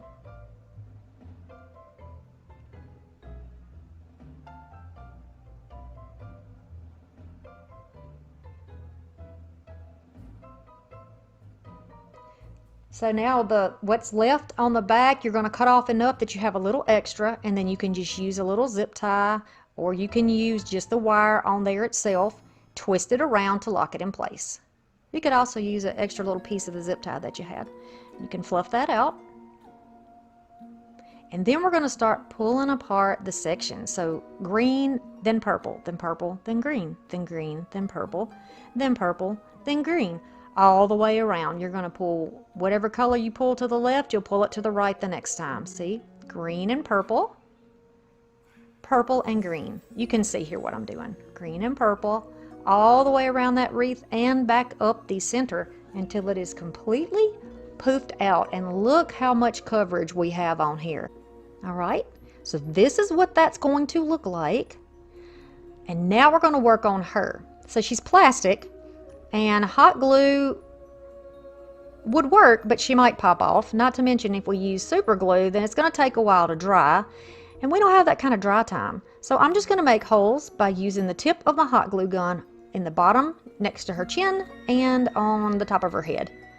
They leave a little, makes a little dimple, I guess, in it. So what I'm going to do is just use my rough sanding paper and just go over that so that it's flat and it doesn't stick out. Then I'll use these pipe cleaners that are exactly the same color as the mask, and now I'm out of them. I had one left, I think. And I'm going to use these to attach her down to the wreath. Now, that will not go anywhere. And if you're using a plastic mask, same process. You can do it like this, and it shouldn't go anywhere because she's going to be wired down to that metal pole that's in the very middle underneath. So all you have to do is take your pieces after you've twisted them on and press them down into your form until you get where it is straddling over the metal, and then you just twist them. You do the top and the bottom. And then we're going to work on her hair. Yes, she is going to have ringlets in her hair, and the reason is it's summertime. She's not on the clock right now. She's not wearing her hat. It's too hot. She's not going to do it. So we're going to just take rolls here, and we're going to make her some ringlets. We're going to do a purple, and you can just use your clamp. All we're doing is just rolling that into a little tight roll, like little penny curls. Then I'm going to take some green, and we're going to cut the same amount. It's going to be 12 inches. Cut that off, and you can use a rotary cutter if you want to, and you're cutting mat, but if you don't have one, this is how we do it. I'm going to roll this up, same as we did the purple. So we'll have a purple, a green, and a purple, or we'll have a green, a purple, and a green. We're going to alternate. So we have purple and green, and then one more purple will go on the other side. Okay, so now we have her first little clump of ringlets. We're going to use some more of those ties. I'm going to cut these down into 3 pieces, and this seems to work perfectly. Okay, I'm going to use that piece. I'm going to twist around, and then we'll leave that little piece as a stem. You can see her little ringlets? And chop off all those dead ends. Can't have her looking crazy. No, we can't. So you can see here, we've got 3 of the green and purple, and then we have 2 of the purple and green. I'm going to start by adding her some bangs. She's going to have it right on top of her head. You can glue it in the back, or you can glue it in the top. Now, I started off by gluing it like to the back onto the other one, and it came off, so you'll see it positioned a little bit differently shortly, because I was trying to hurry and I didn't hold it in place long enough. Now, I'm using those little pieces to hold the glue to the back of the head. So that makes like a little stem, and it works perfect to hold everything in place. But you've really got to hold it there for a minute for it to dry before you start trying to fluff around. You can see the bow came off. See that? Or not the bow, her bangs. I took her hairpiece off. It's a toupee. We're going to put it back on, but I can put it back on just right on the top of her head.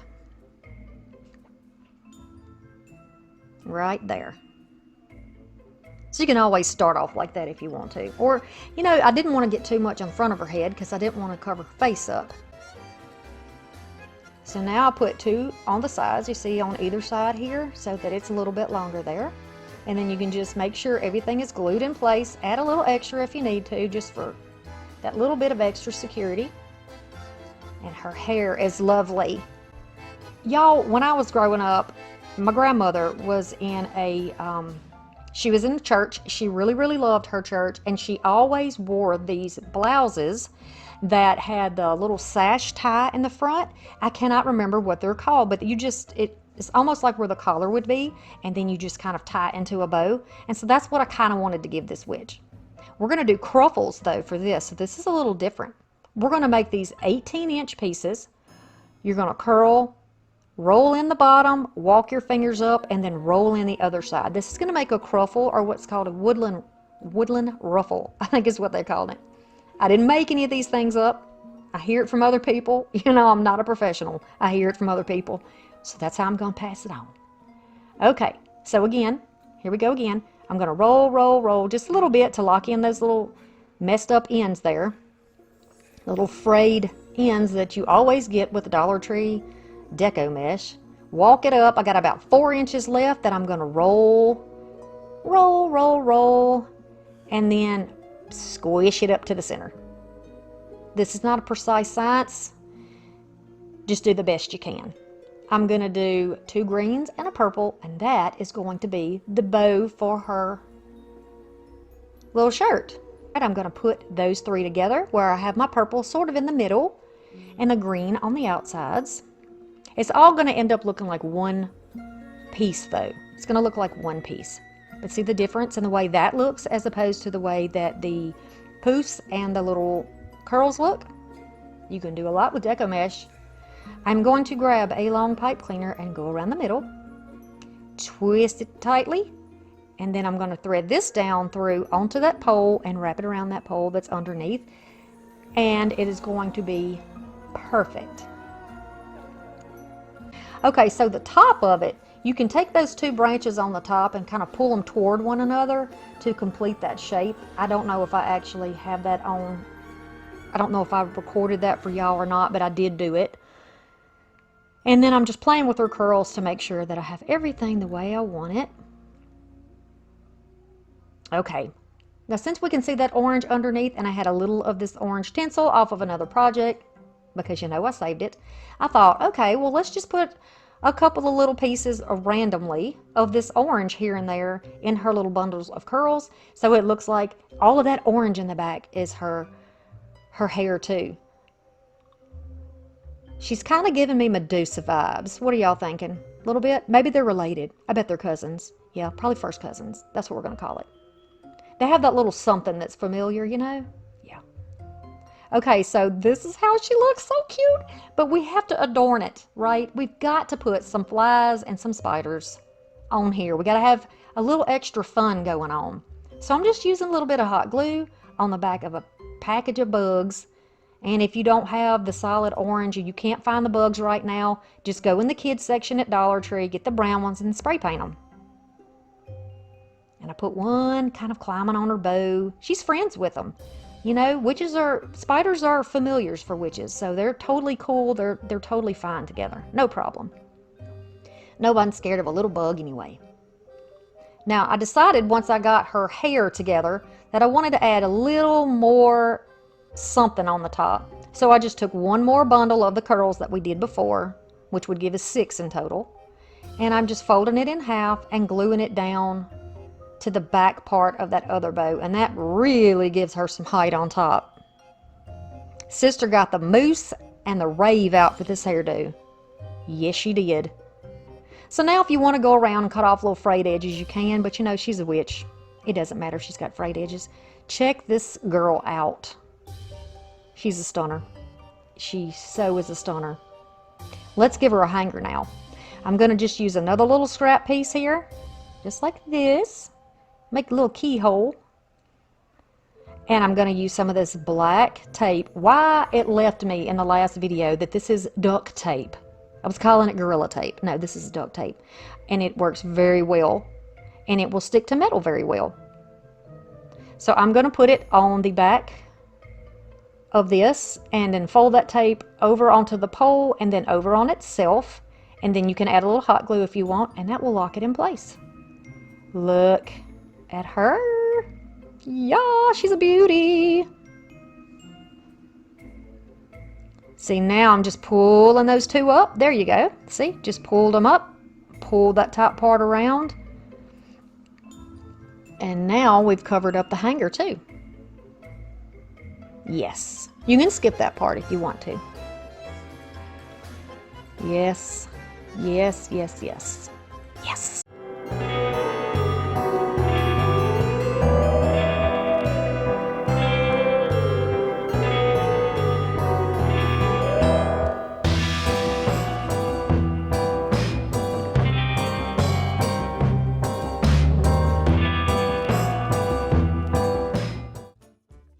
We're going to need some of this mesh tubing, whatever color. I've got two different types here. This is a little bit of a weird ribbon, kind of meshy. I've got some little felt pom-poms, or little wool pom-poms. Two of these white trees from Dollar Tree, and this hanging sign from the Dollar Tree. I like this one. He looks very, very rich with his little top hat. We will not be needing the hanger, so we're just going to take that off and toss it aside. Throw it away, put it in your scrap box, whatever you like. You see around the corner, these are MDF, so it's like a wood type material on the sides. It's brown, it screams, hey, look at me, I'm not real. So for me personally, I just like to change that with paint or something to give it a little more depth. We can use like a furniture repair marker, a Sharpie, a glass marker, some paint, but be sure you got your edges nice and smooth first so you don't tear up your pen or your brushes or make a splattery mess. Plus you want that nice clean finish. Now using this marker, it has a long tip so I can kind of turn it sideways and use it like a brush and go all the way around the sides. But you can already see the difference it makes just having that beautiful outline. Now we're going to start the base of this swag or this wreath, and we're going to do it with these Christmas trees. Coffee. Yes. So we're going to just open these trees up, and I've done these before in other videos, and it's going to be the same process. So if you've done one of these swags before, you're already a pro and you know exactly what to do. I'm just going to take these apart. I want the front and the back to be flat, and you want to make sure that each and every one of those little stems or branches is flat and pulled out, and you'll get a nice full appearance. And I just want to show you, sometimes you have to twist and untwist and cross over. So we're going to do the same thing here. Once those are done, we're going to turn those branch to branch, stem to stem, trunk to trunk, and we're going to use pipe cleaners to hold them together. Well, not pipe cleaners, I'm going to use zip ties, but you can use pipe cleaners if you need to. I know this is going to be the perfect length, so I like the positioning on this tree of these two. And I'll start getting close to one of the trees and at the bottom of the other one, just where I like to position them. And I want to kind of stack them on top of each other so they have more of a linear appearance when it's hanging than side by side, where it may be a little wider on one spot or look crooked. It just wouldn't look right to my eye. So that's why I like to do it like this. And then I'm going to use my cutters and I'll just cut those off. We don't need that extra stuff. Alright, so on the back, we're going to use some pipe cleaners to attach to make this something that we can put this down on the base that we have formed here. I'm cutting up some scrap pieces of cardstock, cardboard, packaging off something else, and we'll use those to help hold these in place. This is easy to do, and we do this lots on this channel.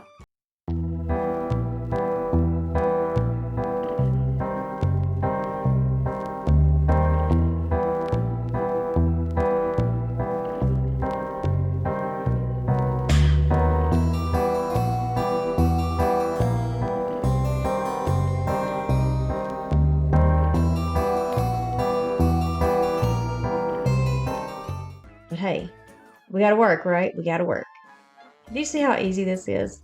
You just want to sort of center that down and have those pipe cleaners where they're facing upward so you can push them through the little branches. I'm going to make a hanger with the same one that I'm using on the top. Very easy to do. twist it back on itself. This way you don't have those little rough edges that can poke your fingers. Now the hanger is ready for later, and we won't have to fool with that at all. We can cut down where we've got these attached, and you do want to be sure that you've given these several little twists before you, you know, cut them off, because then they'll fall off and you'll have to start over. So just be on the safe side. And then we're going to go down to the bottom and we'll do the same thing. So sometimes these trees have these long centerpiece, like the tip of it, which absolutely will support nothing if you use it as a tree, by the way. Absolutely nothing. I'm just going to fold that under, and you can also cut that off to make it even if you would like. But here we go, and this is going to be the base. You could absolutely leave it like that if you wanted to. I'm sure that would be totally fine if that's what rocks your boat. But I'm going to take a little bit of this, and this is like a deco mesh, but it's not like in ribbon form. It's really weird. You can use deco mesh or you can use a plain ribbon. I'm using what is on hand because I refuse to spend a fortune. I'm just not going to do it. We've talked on this channel before about how important it is to budget and to save our money here. And you're going to get to see a lot of me using things that I already have, right? And I hope that you guys are doing the same thing. Don't put that pressure on yourself to go out there every year and have to get something new when you can take things you already have and you can make them different and you can give them new life, right? And you can make it exactly how you like it. Now I'm just taking, if I had to guess, I'd say 8 or 9 inches here to make a little loop.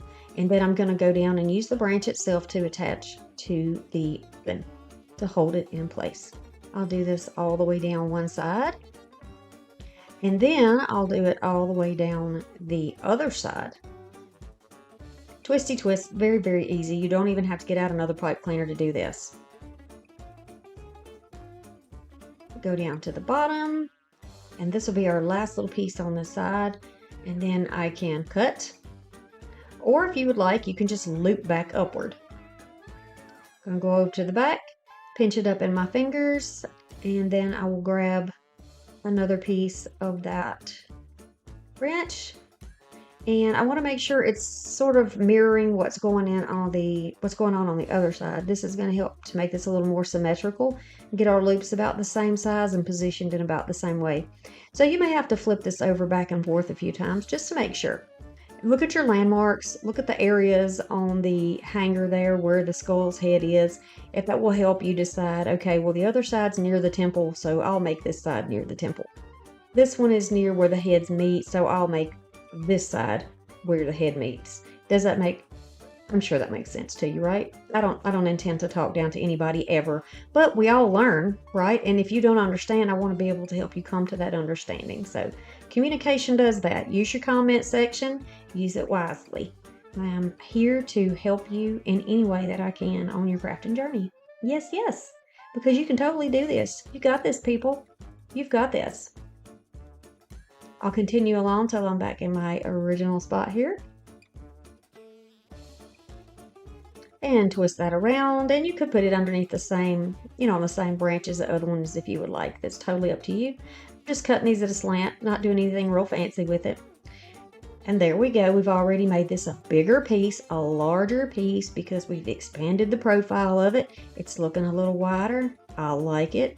So of course, when we talk regal, and I'm looking at that hat up there, I'm thinking bow ties. Absolutely.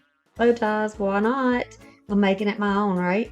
You don't have to do this if you don't like it. You can use ornaments or anything you choose. But here's my measurement here. And I'm just going to cut these off in sections. I'm just cutting them at a slant. It really doesn't matter. You can cut them straight across. Folding them over on themselves. And then making sure that I can see both ends. So when I wrap this around the middle, nothing comes loose. I want that to sink in for a minute. If you're not careful when you wrap these over, they'll come loose. So I'm going to do one for each section where the meshy ribbon met the branch, right? I'm going to do that for each section. I'm using a white pipe cleaner. You can use black. And I'm going to wrap this around here and make a bow tie that is actually a little bit larger than the ones that I already have up there. Because this one is actually going to be worn by our third little skeleton down here. He's going to be wearing this one. And at first I thought it was enough, but you know me. I had to take it further. I had to keep going. So I'm going to fancy it up a little bit. but you don't have to do it, obviously. I'm going to put this on right here under his chin, attaching it to a branch like we did all of the rest of it. If y'all wanted to make these girls, or one or two of these girls, you could put the bow on her head. How stinking cute would that be? You could do little earrings. Oh, you could do so much. So far, I'm loving this. I think it is cheeky and cute. Yes, I'm going to add a little bit of this because I intended to add it earlier, but it didn't really feel where I wanted it to be quite yet. So I'm going to go back over where I've attached the other ones, and I'm going to start adding this. I'm going to add this in a loop that's going to be a bit smaller so that it sits on the inside and makes another kind of level of, I don't know, interest, I guess you would say. I'm giving myself a rough layout here to decide, is this what I want? Do I want to bring that black and white in there? As I know with a lot of people, you think black and white plaid and it screams farmhouse and that's not your thing. Well, I'm not really looking for that. I'm thinking bones, right? And I'm thinking Halloween. So I'm going to just pull my loops in a little bit. And you can easily glue those right on the back of your hanger instead of trying to hang it to the branches there. But if you want to do the branch, you can wrap it around the branch or you can just glue it down in there. Totally up to you. It takes a very small amount of glue and you've got to protect your fingers. If you don't have a glue gun that will adjust for cool and hot temps, then you really, really need to be careful and use your finger protectors. I do believe my Amazon store has some finger protectors that I use. It may be with my TEMU stuff, but I do have links down there if you're interested in products that I use. And don't ever hesitate to ask me for a link. Yes, I do make a very small amount of money off of it, but the point of it is to be able to get you the things you need to do crafts when you feel the inspiration moving, right? When you feel that creativity flowing. That's why it's there. I'm going to keep going all the way around, and I did put that right at the top of that hat, but like behind it.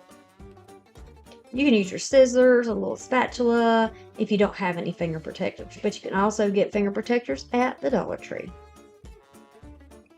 Don't know how much they cost now, but hopefully it's decent price. It's fair price.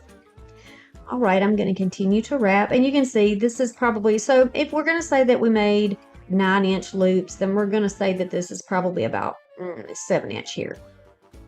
So I want this to go on the inside a little bit more.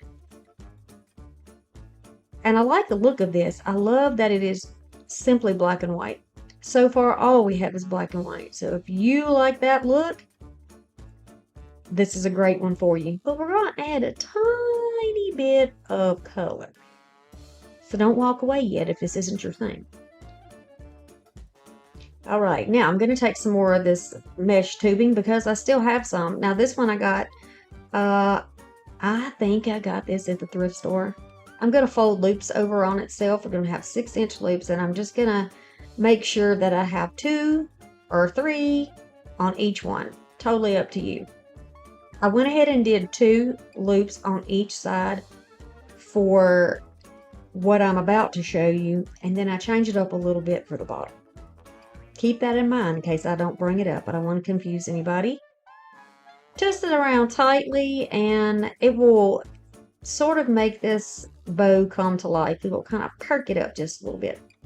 So in between the bow ties, on the branches that are still hanging out on the outside, I'm going to fill this in a little bit more, and we're going to put these little bows in here. This is so simple. We're just back and forth, 2 loops here, 2 loops here. And cut our ends the same length.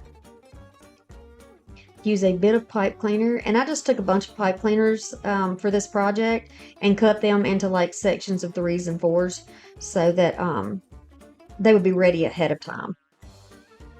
That'll help you save a little time with your crafting if you do that too. Around another branch, I'm just going right around like the end of the branch. I'm not close to the sign, just around the end. And I like that. I like that little extra bit of something on the outside. It's a little more playful, isn't it? So I'm going to continue around the entire thing doing the same process. Very easy. So if you can't find the mesh tubing, what could you use? You could use maybe some, I think it's like a 1/2-inch ribbon. They're like a thinner ribbon. The bigger the ribbon you get that doesn't have wire in it, the more likely it's going to be floppy. and I do not want these to be floppy. So this will kind of stand out on its own. You could certainly use something like raffia for this if you wanted to change your color, or if you had black, that'd be perfect. I am loving this. And that's when I thought, you know what? I'm going to play up that bow a little bit. We're going to stack this up. This time I'm going to do 3 loops. And this is actually more probably like 8 inches here. Yes, I'm guessing because I don't do the measurements on the channel. Y'all just have to take the inspiration, you know. You know how it goes. I don't do the exact stuff here. I get in the flow and I go. And I know some of y'all do the same thing because we've talked about it in the comment section before. We certainly have. And I appreciate those of you who understand my process and follow along and support me, despite the silliness sometimes. All right, so I decided, you know what? I'm pulling it out. And I just pulled it right out of there. I'm going to put this one on the bottom in its place, overlapped by the bow tie right on top. Kind of fluff it out a little bit because it is a bow. Now that is a very festive bow. You know, Jack Skellington actually had, I think it was like a bat bow tie, which I absolutely love and could have replicated that in this project and did not do it. I'm thinking about it now, but I surely didn't think about it then. So we're fluffing and we're fluffing and we're fluffing, making sure everything is pretty, making sure all of our ends are trimmed up, making sure it looks how we like. Okay, you could stop here if you want, but I'm not. I'm going to take some of these felt balls. These came in a craft set that I got years and years and years ago, and there were all kinds of colors in them. It's just a felt ball. Go ahead and get pom-poms from Dollar Tree if you would like, if you want to do something similar. They do have pom-poms. Consider taking, I think last year maybe Dollar Tree had the pom-poms, it was like a banner or a bunting that was pom-poms, and it was the Halloween colors. You can pull those off of that string and use them for something else. You sure can. And I think they're in the dollar plus. I think they're in the plus section though. I think they are. Okay, so I've got all my little poof balls in there, and I decided I'm going to take these spider rings apart, and I am going to make eyes in each one of these. Oh, I love it. Love it. These are so easy to take out. You just pluck them off the back of those rings from Dollar Tree, and then there's like a little nipple on there, and you just cut that little piece off. That's where it attaches it to the ring, and that's what you see me doing here, so that it will lay nice and flat once we get the glue on it and get it in place. Now you can do the eyes side to side, or you can do them up and down. You know, it's up to you what look that you like the best. But I really, really, really liked this pop of color with all of this black and white in here. I think it just, you know, you might not even notice it from afar, except maybe if it's outside and the sun shines on it and it kind of reflects the color. I'm so excited to put it outside and see what it looks like. When I was making this, though, it was very overcast and cloudy and humid, and I didn't think that it would come across very well. But I'm going to display it for you best I could in the time that I had, okay? So here I am doing the most, and I am going around with a little more hot glue right around that, just to give it a little trim, a little fanciness. You know, I could just go on and on the project. And people tell me I do that in speech too, that I just go on and on and on. But guys, I'd like to think that that is a sign of friendliness. You know, when you can talk to people and you can bond with people and you get to know people. And I like that. I like that in my true life, and I like that on my channel. I mean, not everybody can talk as much as I can. You know, nobody, you know, we're all different, but I just feel like I'm talking to a friend when I talk to you. And that really means a lot to me, because so many of you do stay to the end listening to me chatter away the whole time. And then you chatter away in the comments with me. I love y'all. I hope you know that. So I'm just patting it down in there and getting it in place. If you wanted to add stuff, you could probably use some like that puff paint to go over your details if you wanted to. The sign has glitter on it, and generally I like to age things and try to take a little glitter off, but it just felt right to me in here. It just felt right. So I left it and I went with it. And I am so tickled with this swag. I think it is so fun and festive, and I don't know. I really like it. I'm curious to see what y'all think about it. So here we go, up here, displaying it for you as best I can inside of my house. I love how that green iridescence from the glitter just really shows up and just pops. And you know, if you're not a fan of glitter, you can find options, different signs. You choose what you want, but the idea is there to inspire you to start making something your own. Yes.